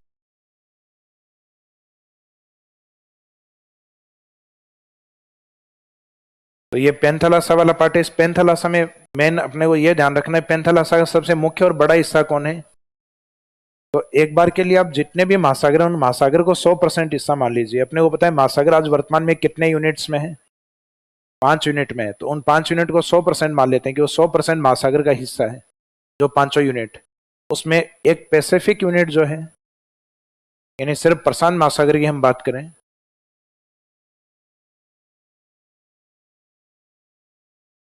तो अकेले उस प्रशांत महासागर का जो हिस्सा है वो कितना % है, वो टोटल ओशियनिक पार्ट कुल महासागरों का कितना % है, 46% पार्ट महासागरों में से बताया। जबकि वो कंप्लीट अर्थ में से पूछ लिया जाए पूरी पृथ्वी में से तो पृथ्वी का 1/3 पार्ट पैसिफिक ओशियन है। 1/3 का मीनिंग है 33% भाग प्रशांत महासागर के पास। लेकिन वो किस बेस पे है, टोटल अर्थ में से कि पृथ्वी में कितना हिस्सा प्रशांत के पास है, 1/3 33%। और पृथ्वी की बात नहीं कर रहे, हम सिर्फ महासागरों की बात कर रहे हैं। महासागरों का आप 100% एरिया मान लीजिए, तो ओशियनिक पार्ट में से अकेला पैसिफिक ओशियन कितना है? 46।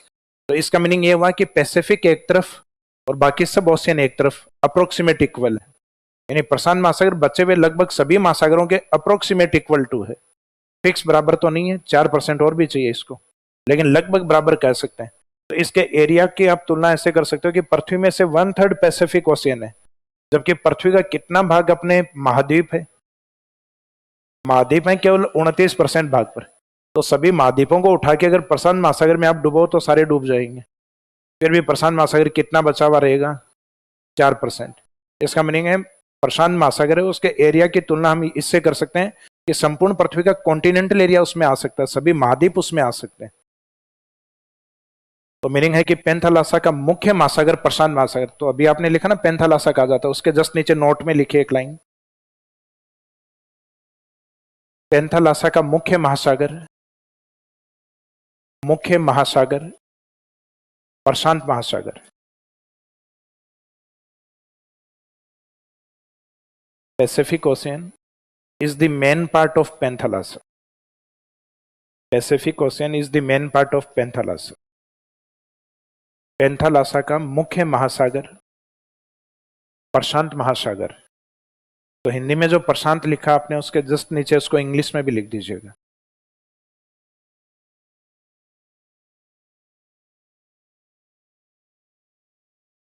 इंग्लिश में लिखने से अगर यूं लगे कि नहीं सर ये ठीक नहीं लगता हमें, तो इसको हिंदी में लिख दो चाहे इस तरीके से।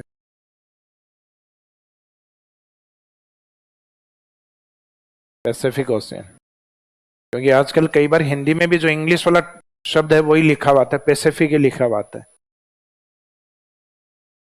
फिर बाद में वो कि ये तो हमने नया महासागर सुना है सर पहली बार।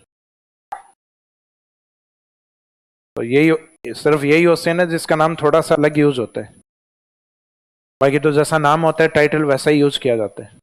जैसे अटलांटिक है तो वो अटलांटिक ही रहेगा इंग्लिश में भी। जैसे एक हिंद महासागर वाले में थोड़ा सा चेंज होता है, तो इंग्लिश अपन इंडियन कर लेते हैं उसकी। तो जो हिंद ओशियनिक पार्ट या इंडियन ओशियनिक पार्ट, और इसमें तो बिल्कुल ही अलग हो जाता है पैसिफिक ओशियन वाला प्रशांत महासागर।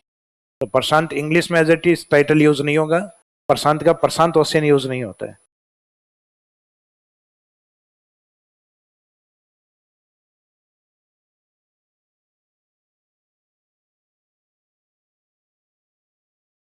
तो अभी तक जो हम पढ़ रहे थे वो अल्फ्रेड वेगनर की थ्योरी के अकॉर्डिंग पढ़ रहे थे। अब चलेंगे हम राजस्थान के अकॉर्डिंग, यानी इस वाले पार्ट में से राजस्थान कहां से बना हुआ है। तो नेक्स्ट लाइन में लिखिए राजस्थान का निर्माण।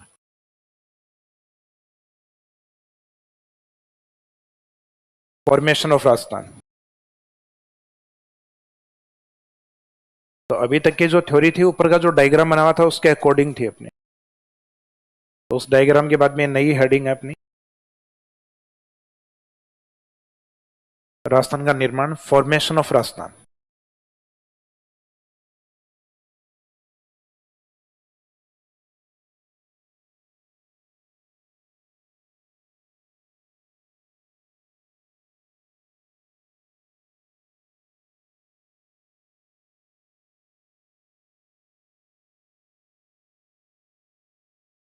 राजस्थान का निर्माण या फॉर्मेशन ऑफ राजस्थान के आगे लिख दो जीटी।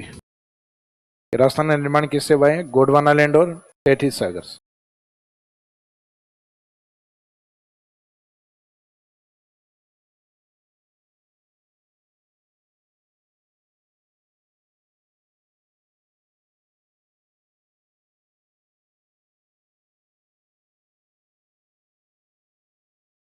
राजस्थान का निर्माण, उसके आगे शॉर्ट में लिख देना जीटी। फिर जीटी को दो भागों में डिवाइड कर देना, जी की तरफ गोंडवाना लैंड और आगे टी की तरफ टेथिस सी। क्योंकि अल्फाबेट में जी पहले आता है तो जी को अपने को पहले रखना है, क्योंकि इसके जो पार्ट हैं वो ओल्डेस्ट पार्ट, गोंडवाना लैंड के बने हुए हिस्से हैं वो प्राचीन है। तो वैसे भी अल्फाबेट में भी पहले आता है और इसके बने हुए भाग भी पहले बने हुए हैं।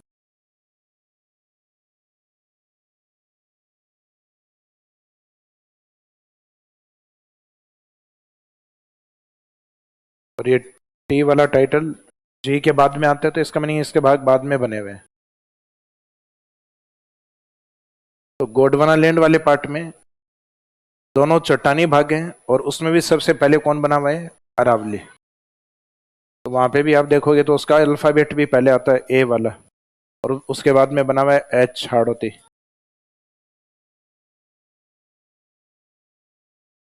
अरावली माउंटेन, अरावली पर्वत।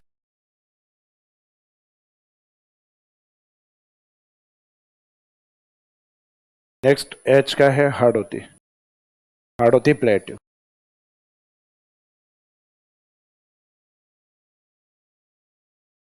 हाड़ौती पठार।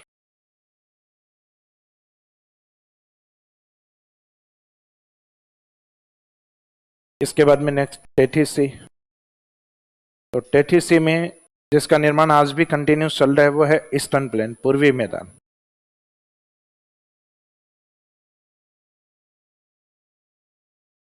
ईस्टर्न प्लेन, पूर्वी मैदान।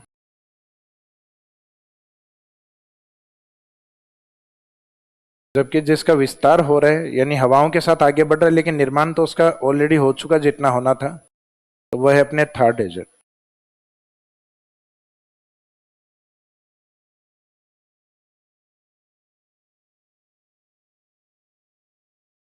थार मरुस्थल। स्टार्टिंग वाले दोनों भाग थोड़े ज्यादा सॉलिड हैं, कठोर हैं। आगे वाले दोनों पार्ट हैं सेडिमेंट या मिट्टी वाले पार्ट। तो मिट्टी या तो पूर्वी मैदान में है या पश्चिमी मरुस्थल में। अब होने को ऐसा नहीं है कि अरावली में मिट्टी नहीं है, अरावली में भी है, पर्वतीय मिट्टियां, माउंटेन सोइल। हाड़ौती में अपने ब्लैक सोइल, काली मिट्टी। लेकिन पूर्णतः सोइल स्ट्रक्चर नहीं मिलेगा वहां, वहां थोड़ा सा टफ रीजन जो चट्टानी भाग है वो भी मिलता है। अब इसमें जो आपने सीक्वेंस में लिखा है इनको, प्राचीन से नवीन की ओर, तो इसका मीनिंग अरावली वाला जो पार्ट है उसके जस्ट नीचे ब्रैकेट में लिख दो ओल्डेस्ट या प्राचीनतम।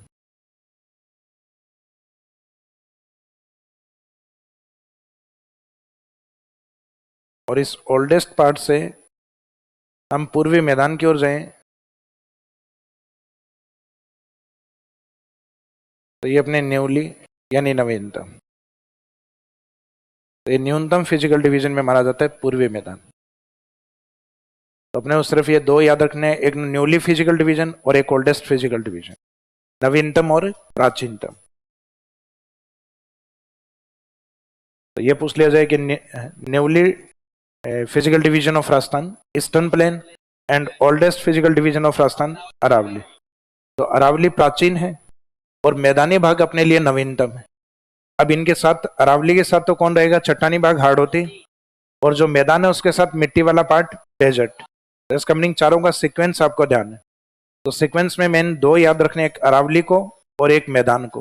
फिर अरावली के साथ रहने वाला चट्टानी भाग हाड़ौती है और मैदान के साथ मिट्टी वाला पार्ट कौन है? डेजर्ट।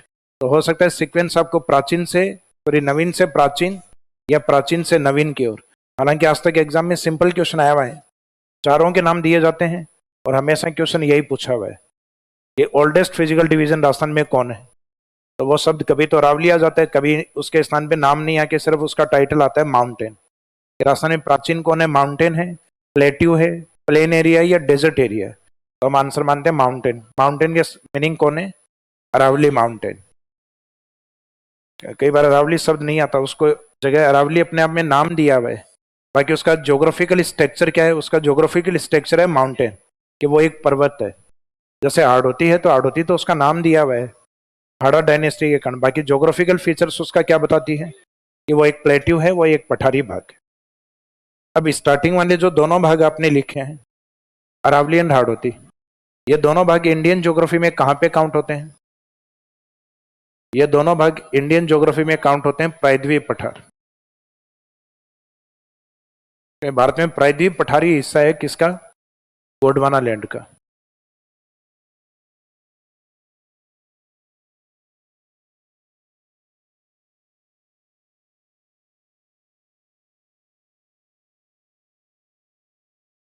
तो इसमें पेनिनसुलर प्लेट्यू रीजन है, प्रायद्वीप पठारे उसमें आते हैं दोनों।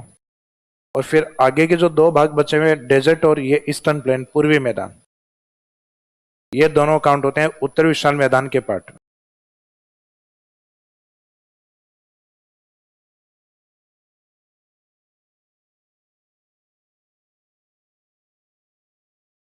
ये नॉर्थ ग्रेट प्लेन रीजन में काउंट हो, उत्तर विशाल मैदान में काउंट हो। तो हमारे लिए 4 फिजिकल डिवीजन है, लेकिन ये इंडियन ज्योग्राफी में कितने में कवर होते हैं? सिर्फ 2 में कवर होते हैं। तो ये स्टार्टिंग वाले जो 2 हैं, इन दोनों को कवर करते हुए नीचे लिख दो प्रायद्वीप पठार। बाई चांस इंडियन ज्योग्राफी से रिलेशन पूछ लिया जाए तो, और चाहे उसको नीचे थ्योरेटिकल पार्ट में लिख दो कि Aravalli and Hadoti are the part of peninsular plateau region of India. Aravalli एवं हाड़ौती भारत के प्रायद्वीप पठार का हिस्सा है, जबकि जो बचे हुए हैं desert and eastern plain are the part of north great plain of India, जबकि मरुस्थल एवं पूर्वी मैदान भारत में उत्तर विशाल मैदान का हिस्सा है। अरावली एवं हाड़ौती भारत के प्रायद्वीप पठार का हिस्सा है। अगर इस तरीके से लिख लिया तो आवश्यकता नहीं है लाइन लिखने की फिर। यस,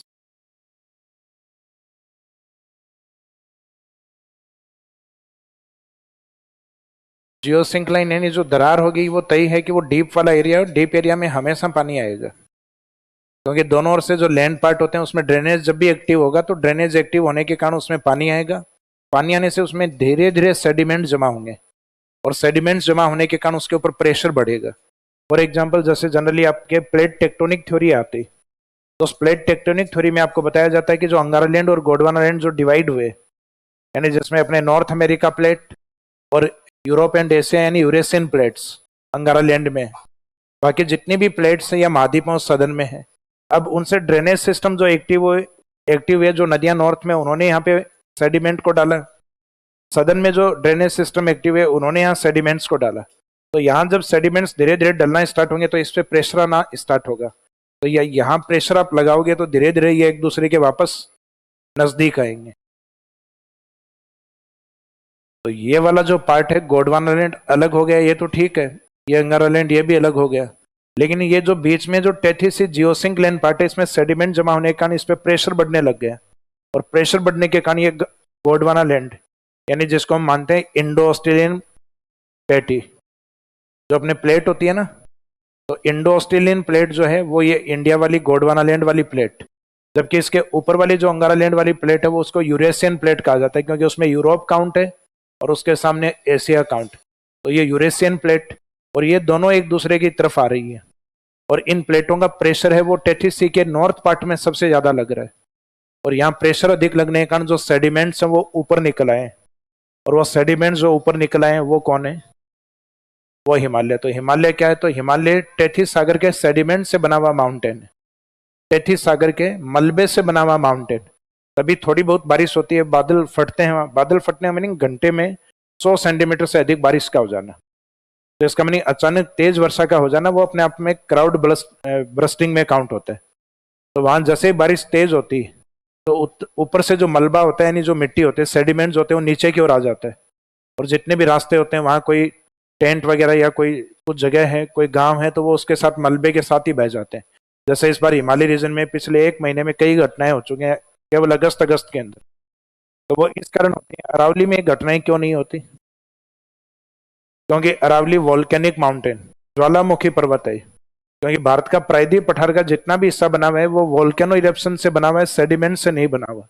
तो हिमालय क्षेत्र पे आप ज्यादा डेवलपमेंट नहीं कर सकते।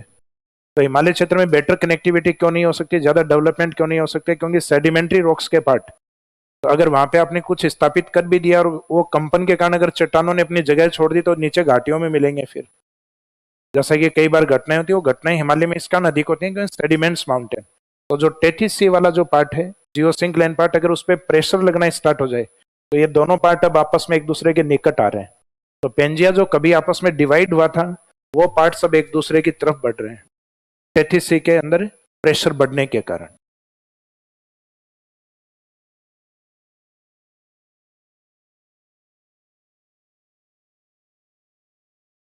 तो वैसे आपने जो हेडिंग डाली थी वो हेडिंग या जो टॉपिक है वो अपना कंप्लीट हो गया। अब उसमें क्वेश्चन क्या? यस, एक मिनट पीछे माइक देना।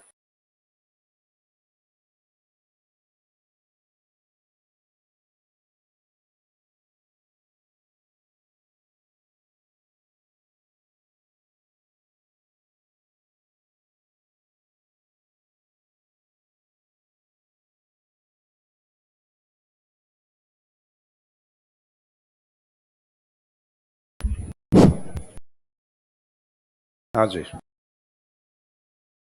सर एनसीईआरटी में मेंशन है कि जो पेनिनसुलर प्लेट्यू है वो एक्सटेंड है अप टू जैसलमेर। मतलब कि 11th की जो ज्योग्राफी है 12th की उसमें सर ये मेंशन लिखा हुआ है कि जो पेनिनसुलर प्लेट्यू है वो एक्सटेंड है अप टू जैसलमेर। सर जैसल जो थार डेजर्ट बेसिकली 33C का ही पार्ट है, तो में एक्सटेंड कैसे हो रहा है वो एनसीईआरटी में? Very good.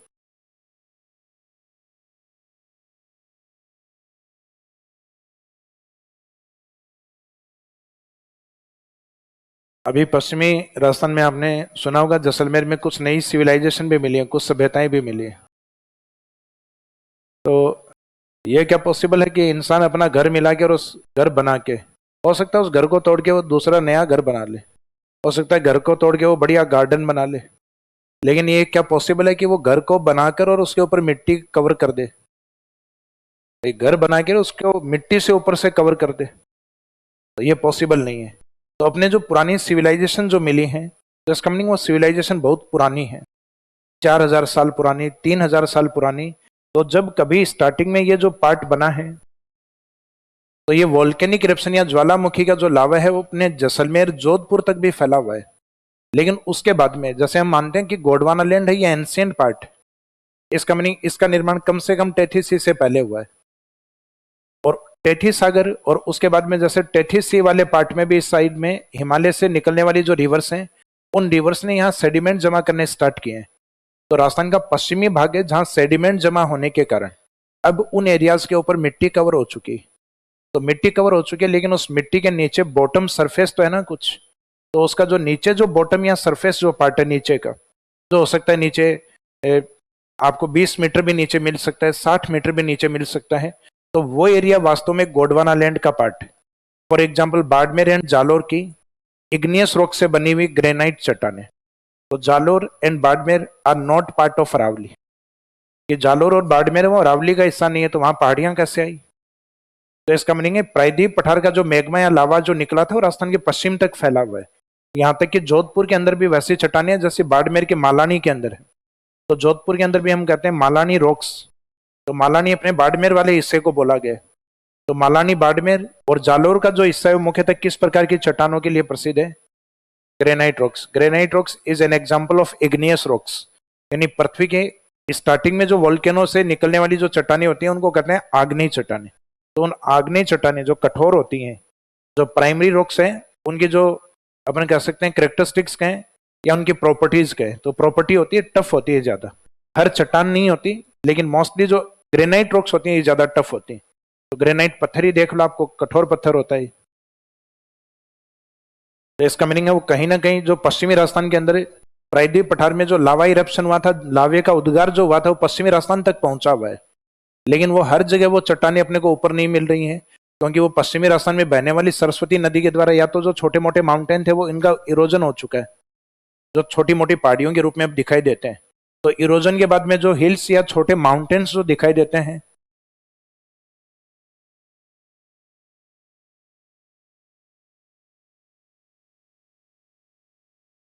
उन स्मॉल माउंटेन्स या जो रिमेनिंग हिल्स जो होती हैं डेजर्ट के अंदर अपर्दन के बाद में जो बसती हैं, उनको कहा जाता है इंशेलबर्ग। क्या नाम दिया जाता है?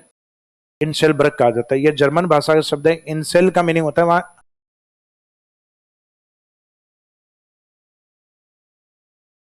द्वीप होता है, और बर्ग का मीनिंग होता है माउंटेन। तो इसका मीनिंग है कि मरुस्थल है आपके चारों तरफ, तो मरुस्थल तो आपको किसकी तरह दिखाई दे रहा है? लाइक ए ओसेनिक पार्ट की मरुस्थल है वो आपको पूरे समुद्र की तरह दिखाई दे रहा है। और उस मरुस्थल में जो उभरी हुई छोटी छोटी पहाड़ियां हैं, ये छोटी छोटी पहाड़ियां आपको द्वीप के रूप में दिखाई दे रही हैं। जैसे समुद्र के अंदर अपने को चारों तरफ पानी दिखाई देता है, अचानक समुद्र के बीच में एक जगह अपने को ग्रीनरी दिखाई दे रही है, तो ग्रीनरी वाला हिस्सा है वो जमीन के अंदर का जो उभरा हुआ हिस्सा है, जिसको अपन एज ए आइलैंड डिफाइन करते हैं। तो मरुस्थल में भी लगभग एरिया समतल ही होता है, लेकिन वहां अगर कोई अपने को चट्टानी भाग है जो दिखाई दे रहा है ऊपर की तरफ, तो वह मरुस्थल में एज ए आइलैंड आपको दिखाई दे रहा है।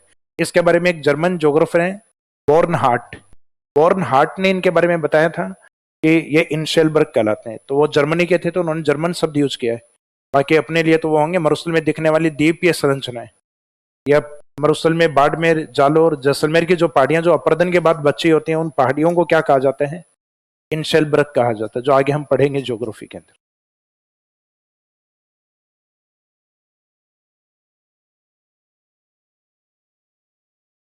तो ये वाला जो पार्ट है, ऑप्शन जो है आपके लिए, इसमें सिंपल क्वेश्चन पूछा गया आपसे, राजस्थान का निर्माण किस स्थलीय भाग से हुआ है? कंडीशन डाली है इसमें, यानी किस टेरोस्टेरियल पार्ट से हुआ है। तो स्थलीय भाग अपने लिए दो ही थे, एक तो अंगारा लैंड था और एक गोंडवाना लैंड। तो इस कंडीशन के कारण आंसर अपना सिर्फ क्या रखा जाएगा? गोंडवाना लैंड, बी आंसर रहेगा।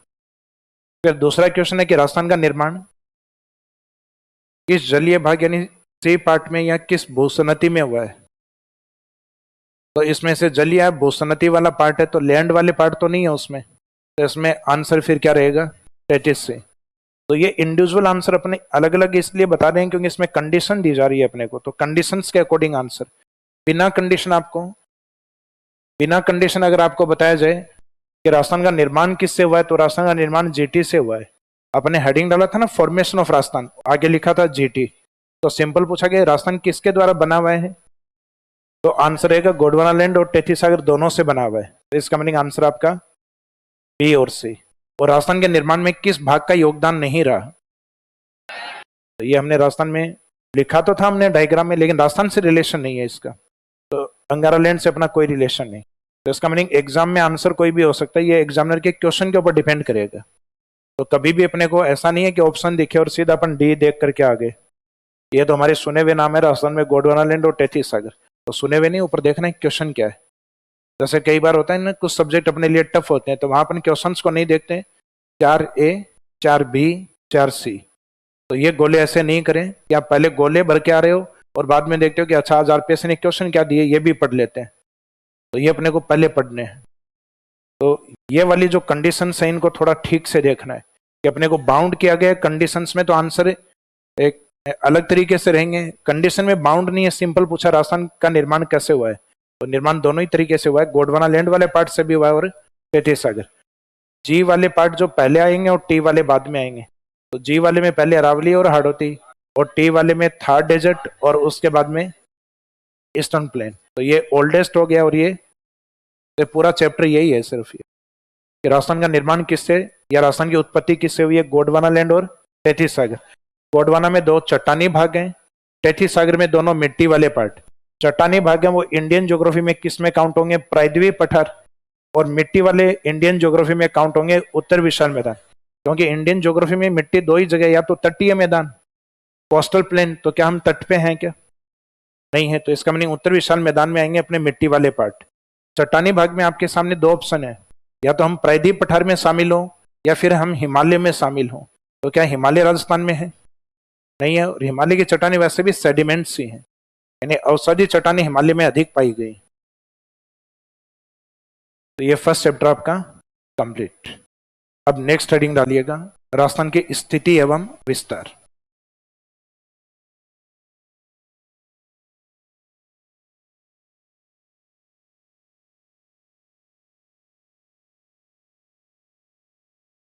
एक सेकंड, ये माइक ऑन करके।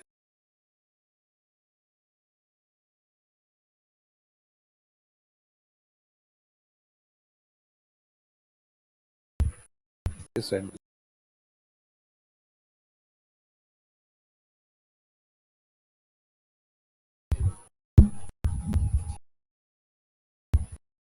नेक्स्ट टॉपिक है राजस्थान की स्थिति एवं विस्तार।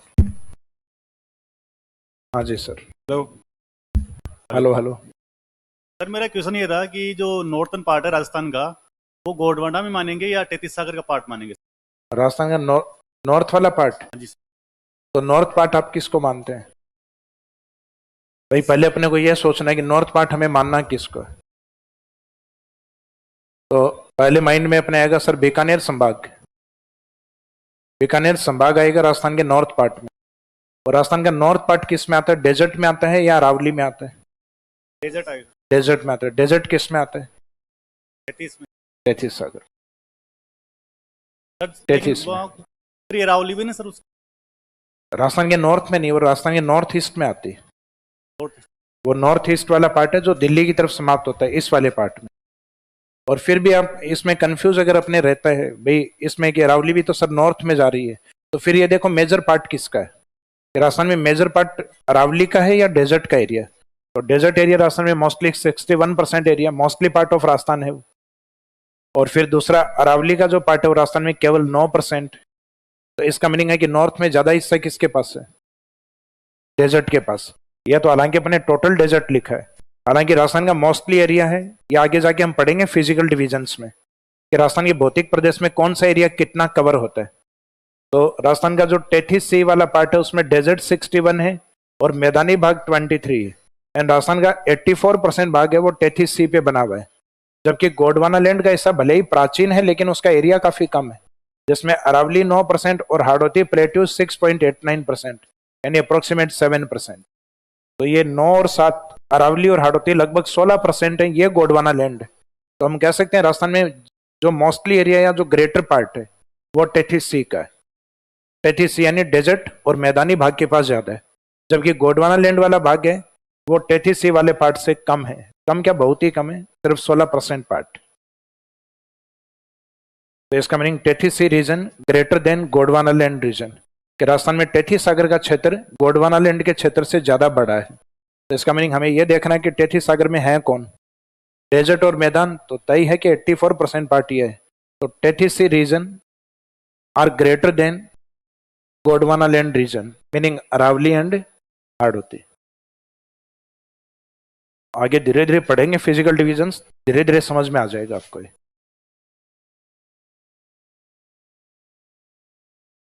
देखो पीएसआई में आपके लगभग, जैसे कल भी आपको बताया था, बाकी पुराने क्वेश्चन पेपर आप भी देखना, लगभग 13 से 15 क्वेश्चंस हैं और एक ठीक ठाक सा अनुभव हमें है। तो हमारा प्रयास यही रहेगा कि 13 आ रहे हैं तो कम से कम आपको 11 पेपर में मिल जाए।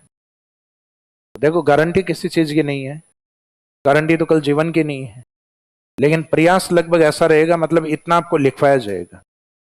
और अब तो पहले से भी और ज्यादा लिखवाना इसलिए स्टार्ट कर दिया क्योंकि पहले सिर्फ ज्योग्राफी में बेस मोस्टली आरपीएससी पेपर में जो हुआ करता था, वो ज्योग्राफी के एक यूनिवर्सिटी में बुक चलती है एच.एस. शर्मा, ये मोस्टली एग्जाम का बेस हुआ करता था। और अब बेस सिर्फ ये बुक नहीं है, इससे भी आते हैं, बहुत सी बार क्वेश्चन इसी से आते हैं।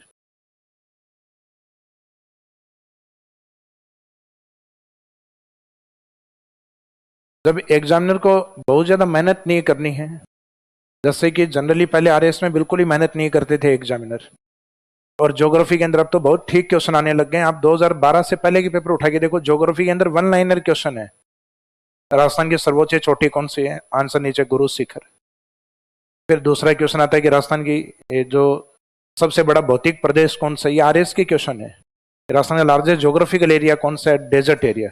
लेकिन उसमें पढ़ने के सोर्स इतने ज्यादा नहीं थे, उसमें भी एग्जाम में बैठ के सोचना पड़ता था कि पढ़ के तो आया था डेजर्ट ज्यादा है मैदान ज्यादा है, ये सोचना पड़ता था। अब ये सोचने की आवश्यकता नहीं है, अब धीरे धीरे अपने क्या डायग्राम भी बनाने लग गए। पहले के टीचर सिर्फ बातें किया करते और फिर बाद में बातें करके कहते लिखो।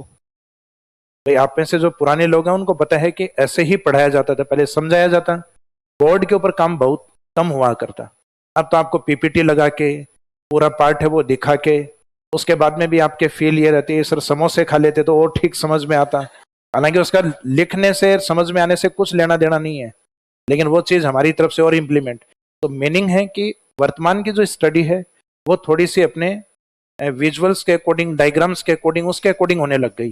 बाकी पहले की जो स्टडी है वो थ्योरेटिकल या मौखिक हुआ करती थी, तो मौखिक चीजें जनरली कम याद होती क्योंकि उसमें कोई डायग्राम नहीं होती, उसमें सिर्फ लाइनें होती। अब पुराने वाली गाइडें उठा के देख लो, राजस्थान के कितने मैप बने हुए, आज भी उठा के ले आओ, चाहे पुरानी जो गाइड, हालांकि मैं नाम नहीं लूंगा किसी का भी, तो उन गाइडों में भी वही है, point to point, line to line दे रखी है। तो इसका मतलब वो लाइन टू लाइन इतना इजीली समझ में नहीं आ सकती, वो रटनी पड़ेंगे, रटने के अलावा कोई उपाय नहीं है अपने पास। तो एक ये बुक, एक एल.आर. बल्ला या आर.एल. बल्ला करके, ये अपने शेखावाटी यूनिवर्सिटी में चलती है, सॉरी यह शायद अजमेर और उदयपुर में है। शेखावाटी में एक अलग है, आपके नाम ध्यान नहीं आ रहा राइटर्स का। तो अब जो ज्योग्राफी है, जो जनरली हम कह रहे हैं कि अपडेट ज्योग्राफी है, तो इनके पास एक तो ये बेस है, एक अपनी लगभग 6 से लेके 11th वाली क्लास में, जिसमें कुछ कुछ पार्ट इनमें लगता है। कुछ पार्ट जैसे छठी में, कुछ 8वीं में, कुछ 9वीं या 10वीं में दिया हुआ है। तो किसी में 3 टॉपिक, कहीं 4 टॉपिक। तो ज्योग्राफी के इस तरीके से 10-15 टॉपिक इन बुक्स में दिए हुए हैं। तो एक बेस ये भी। तो अब अपन नोट्सों का जो बेस लेके चल रहे हैं, वो लगभग इन 4-5 पार्ट्स को सबको कवर करके चल रहे हैं। और इनके अलावा बाकी और भी जो ऑथेंटिक सोर्स गवर्नमेंट साइट वगैरह है, उन सबको अप्रोच में लिया है। तो मीनिंग है कि अब आपके जो नोट्स की जो अप्रोच है, जो राजस्थान ज्योग्राफी के नोट्स की, वो लगभग 5 से 6 जगह से है। और मेरे हिसाब से एग्जामिनर इससे बाहर जाने का प्रयास नहीं करेगा, क्योंकि उनको भी साफ इंस्ट्रक्शन ये होते हैं ऑथेंटिक सोर्स से ही दें क्वेश्चन। के बाद में स्टूडेंट चैलेंज करते हैं, आरपीएससी की शाख है वो गिराते हैं, ये क्वेश्चन आपने कहाँ से उठा के दिया है। हालांकि मानवीय गलतियां देखो हर पेपर में होती हैं, ये पॉसिबल ही नहीं है कि 100 क्वेश्चन दें 100 के 100 सही निकल आए। एक आधे क्वेश्चन में कहीं ना कहीं मिस्टेक होगी आपकी। तो आर एस में तो आप हर साल देखते हो 4 से 5 क्वेश्चन डिलीट होते हैं फिर, क्योंकि एग्जामिनर भी उसका रिसर्च करना काम नहीं है, उसका काम है एग्जामिनर पेपर बनाना। तो जब पेपर बनाता है तो वो इतना नहीं सोचता कि ये चीज चेंज हो गई होगी। तो वो 2-3 फैक्ट देता है और उनमें से बाई चांस कुछ चेंज हो गया तो उस क्वेश्चन को ऑथेंटिक सोर्स से स्टूडेंट चैलेंज कर देता है। तो इस कारण वो गलती से गलत हो जाता है। बाकी एग्जामिनर ने जहां पुराना डेटा देख के लिखा है तो वहां वो गलत नहीं था, लेकिन प्रेजेंट में अगर देखा जाए तो वो कंडीशन वो चेंज हो गई, क्योंकि वो फैक्ट दे दिया एग्जाम में। तो इस कारण कुछ क्वेश्चन डिलीट हो जाते हैं। और कई बार जो एग्जामिनर लिखता है, टाइपिस्ट जो लिखता है, उसमें अंतर आ जाता है। जैसे बात करना चाहूंगा आरएस सेकेंड लास्ट ईयर जो पेपर हुआ था, उसमें रावली की कुछ चोटियों के नाम आए।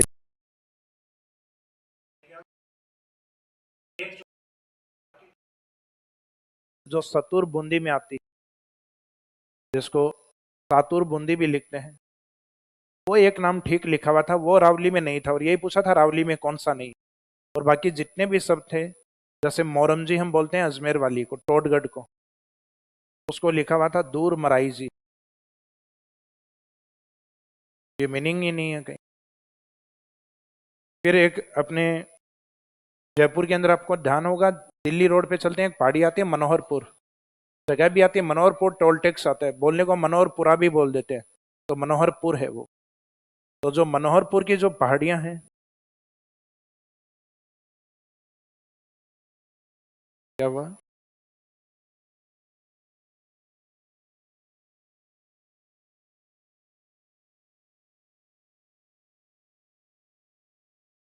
तो मनोहरपुर में टाइपिस्ट है, उससे ज्यादा मिस्टेक नहीं हुई, उसने एन को ऊंचा उठा दिया, मनोहर का महोहरपुर हो गया।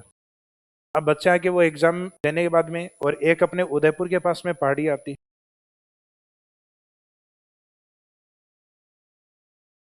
कोटड़ा की पहाड़ी, कोटड़ा को लिख दिया कटड़ा की पहाड़ी। तो ये कोटड़ा की पहाड़ी लिखवाते हैं उनको स्टूडेंट्स, जब फुलवारी की नाम लिखवाई जाती है उसमें लिखवाया जाता है। तो उनका कोटड़ा तो पढ़ा हुआ था, कटड़ा की पहाड़ी नहीं पढ़ा हुआ। तो कटड़ा है ही नहीं तो पढ़ेंगे कहाँ से? तो स्टूडेंट्स आके करे थे सर बाकी तो क्वेश्चन आपके ठीक ठाक आ गए थे, लेकिन एक पहाड़ियों वाला आपने 50 पहाड़ियां लिखवाई लेकिन फिर भी नहीं आया। स्टूडेंट को वहां तकलीफ होती है जहां मैटर ज्यादा भी लिखवाया था, और वो बेचारे 50 को याद भी करके गए, और फिर आके फिर पूछते हैं कि उसमें से क्वेश्चन तो आ गया था लेकिन उसमें सही शब्द नहीं दिए हुए थे। तो ये इन बुक्स में सही शब्द मिल गए थे और उन्होंने इस क्वेश्चन को चैलेंज किया, क्वेश्चन डिलीट हुआ था। फिर फर्स्ट आंसर की में तो आंसर आ गया था, लेकिन सेकंड में इसको डिलीट कर दिया था।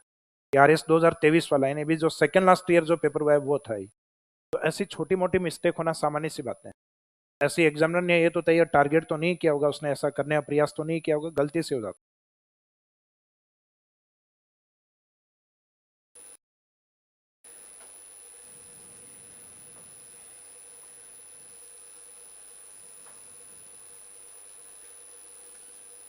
तो बात अपनी ये थी कि आपको पढ़ना एक जगह से ही है, वो चाहे आप ये नोट्स पढ़ लेना या कोई भी दूसरी चीजें पढ़ोगे तो उसमें सारी चीजें कवर नहीं होनी है, क्योंकि हमारे एक लंबा अनुभव रहा है।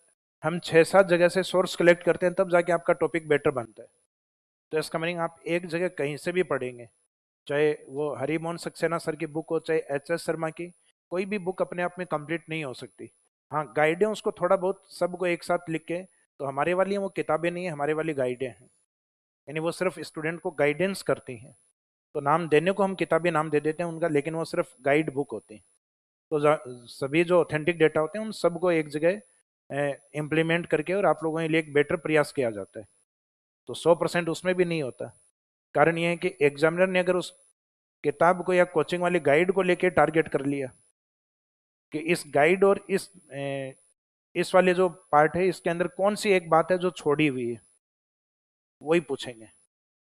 तो ऐसे तो जब काउंटर करना स्टार्ट कर दें किसी को, तो एक क्वेश्चन भी नहीं आए ये भी हो सकता है।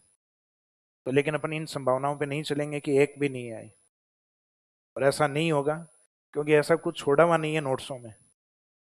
तो ये हो सकता है कि 15 में से 3-4 नहीं आए, लेकिन 11 और 12 तक हम प्रयास करेंगे कंप्लीट आए आपके, और अभी तक आ भी रहे हैं, तो इसलिए विश्वास है। और जब आना इसमें से भी नहीं आएंगे तो फिर हमारा पढ़ाना ही बेकार है। फिर उसका मीनिंग है फिर पढ़ना छोड़ दो, पढ़ाना छोड़ दो। तो जिस दिन इससे भी कम आ जाएगा रेशियो, यानी जब स्थितियां मैं ये मानता हूँ 7 से भी कम आना, तो या तो मेरे को मैटर अपडेट करना चाहिए या फिर मेरे को पढ़ा देना छोड़ना चाहिए। आवाज नहीं आई क्या? तो काम की बात नहीं थी। हाँ जी,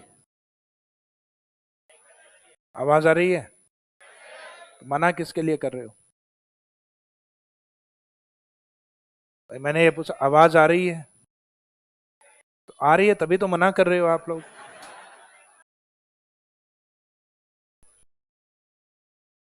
भाई किसी इंसान को आवाज लगा रहे हैं, सुन रहा है कि नहीं सुन रहा है?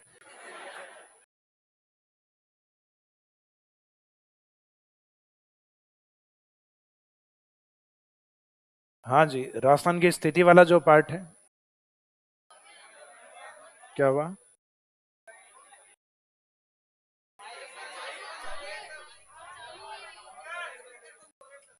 अच्छा, ये देखो आप थोड़ा सा क्योंकि पीएसआई की तैयारी कर रहे हो, तो पूरा एक ग्रुप एक साथ मत बोला करो, क्योंकि आप लोग जितने बैठे हो ना उतना हमारा गांव और पड़ोसी गांव दोनों की जनसंख्या एक साथ है, ये मानो आप। तो ये 2 गांव एक साथ बैठे हो आप।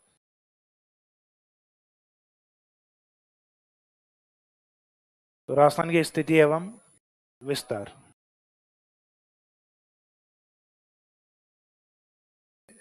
एक बार स्पीकर देखना। आवाज आ नहीं रही क्या प्रॉपर? आप लोग आ गई क्या? अच्छा,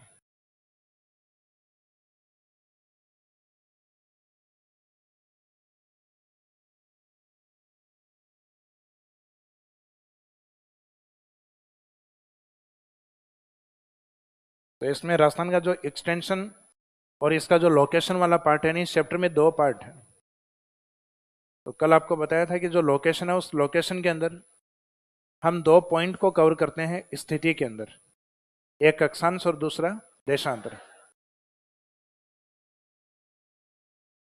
तो इसमें एक तो लेटीट्यूड पार्ट को यानी राजस्थान के अक्षांश, एवं दूसरा पार्ट कौन सा कवर होता है? देशांतर एंड लॉन्गिट्यूड को।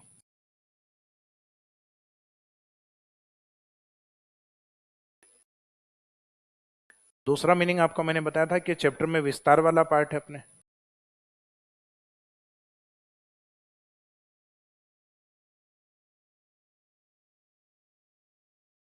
विस्तार वाले पार्ट में एक तो मीनिंग लिया जाता है उसके एरिया से, कि किसी भी ज्योग्राफिकल जिस एरिया को आपने टारगेट किया उसका टोटल एरिया कितना है। एरिया का मीनिंग उसके पास कितना क्षेत्रफल। जैसे हम यहाँ बात करेंगे एरिया ऑफ राजस्थान की, राजस्थान के एरिया के साथ उसके जो लार्जेस्ट डिस्ट्रिक्ट हैं एंड स्मॉलेस्ट डिस्ट्रिक्ट, यानी उसके बड़े जिले और छोटे जिले कौन है, उनको भी कवर किया जाएगा। फिर राजस्थान के एरिया का कंपैरिजन अपन इंडिया से और वर्ल्ड से भी करेंगे, यानी भारत और विश्व से भी इसकी तुलना करते हुए चलेंगे। तो इसका मीनिंग एरिया पे 3 जगह बात होगी, एक तो राजस्थान के अकॉर्डिंग बड़े और छोटे जिले, एक इंडिया से कंपेरिजन और एक विश्व से कंपेरिजन। उसके बाद में जिसका एरिया होता है उसकी अपनी एक आकृति होती है, उसका एक निश्चित शेप होता है। तो आकृति सिर्फ राजस्थान के पास नहीं, राजस्थान के कुछ जिलों की आकृति हमें ऑथेंटिक बुक्स हैं वो केवल राजस्थान की आकृति बताती हैं, किसी भी ऑथेंटिक बुक में जिलों की आकृतियों को मेंशन नहीं किया हुआ। तो इसको देखते हुए लगता है कि एग्जामिनर क्वेश्चन गाइड से भी उठाता है, क्योंकि गाइड वालों ने लिखे हुए हैं जिलों की आकृतियां, और जिसमें अपने सीकर, जोधपुर, अजमेर, इनकी आकृतियों कई बार एग्जाम में पूछा हुआ है। तो आकृतियों में हम दो पार्ट कवर करेंगे, एक तो स्टेट की शेप क्या है, और स्टेट में जो इंपोर्टेंट डिस्ट्रिक्ट जिनकी आकृतियां हैं उनकी आकृतियां किस प्रकार की। तो ऐसे अपने 8-10 जिले हैं जो विशेष आकृतियों में माने गए, तो उनको हम यहाँ कवर करेंगे। और जिसके पास आकार या शेप होता है उसके चारों ओर उसकी बाउंड्री भी होती है। फॉर एग्जाम्पल ये वाला जो पार्ट आपके जो स्क्रीन है इसका अपना एक एरिया है, तो एरिया है तो इसके चारों ओर इसका एरिया है, तो इसका एक आकार भी है, आकार है तो इसके चारों ओर इसके क्या है, सीमाएं। तो राजस्थान का अपना आकार या एरिया है तो उसके चारों ओर उसकी बाउंड्रीज भी होंगी। बाउंड्रीज यानी उसकी सीमाएं, क्योंकि सीमाएं उसकी दो भागों में बटी हुई है, एक अंतर्राष्ट्रीय सीमा और एक अंतर्राज्यीय सीमा। तो लास्ट वाले में चाहे बाउंड्री लिख दो चाहे बाउंड्रीज लिख दो, सीमा या सीमाएं। तो इस चैप्टर में एग्जामिनर के पास टारगेट करने के लिए 5 पॉइंट, या तो अक्षांश और देशांतर को कवर करेगा वो स्थिति के अंदर, और एक्सटेंशन या विस्तार वाले में एरिया, शेप एंड बाउंड्री। तो इस चैप्टर का फॉर्मेट आप ये लिख लीजिए, बाकी इसके बारे में कवर करवाएंगे कल। ये फॉर्मेट वापस नहीं लिखवाऊंगा, ये लिखना आपको।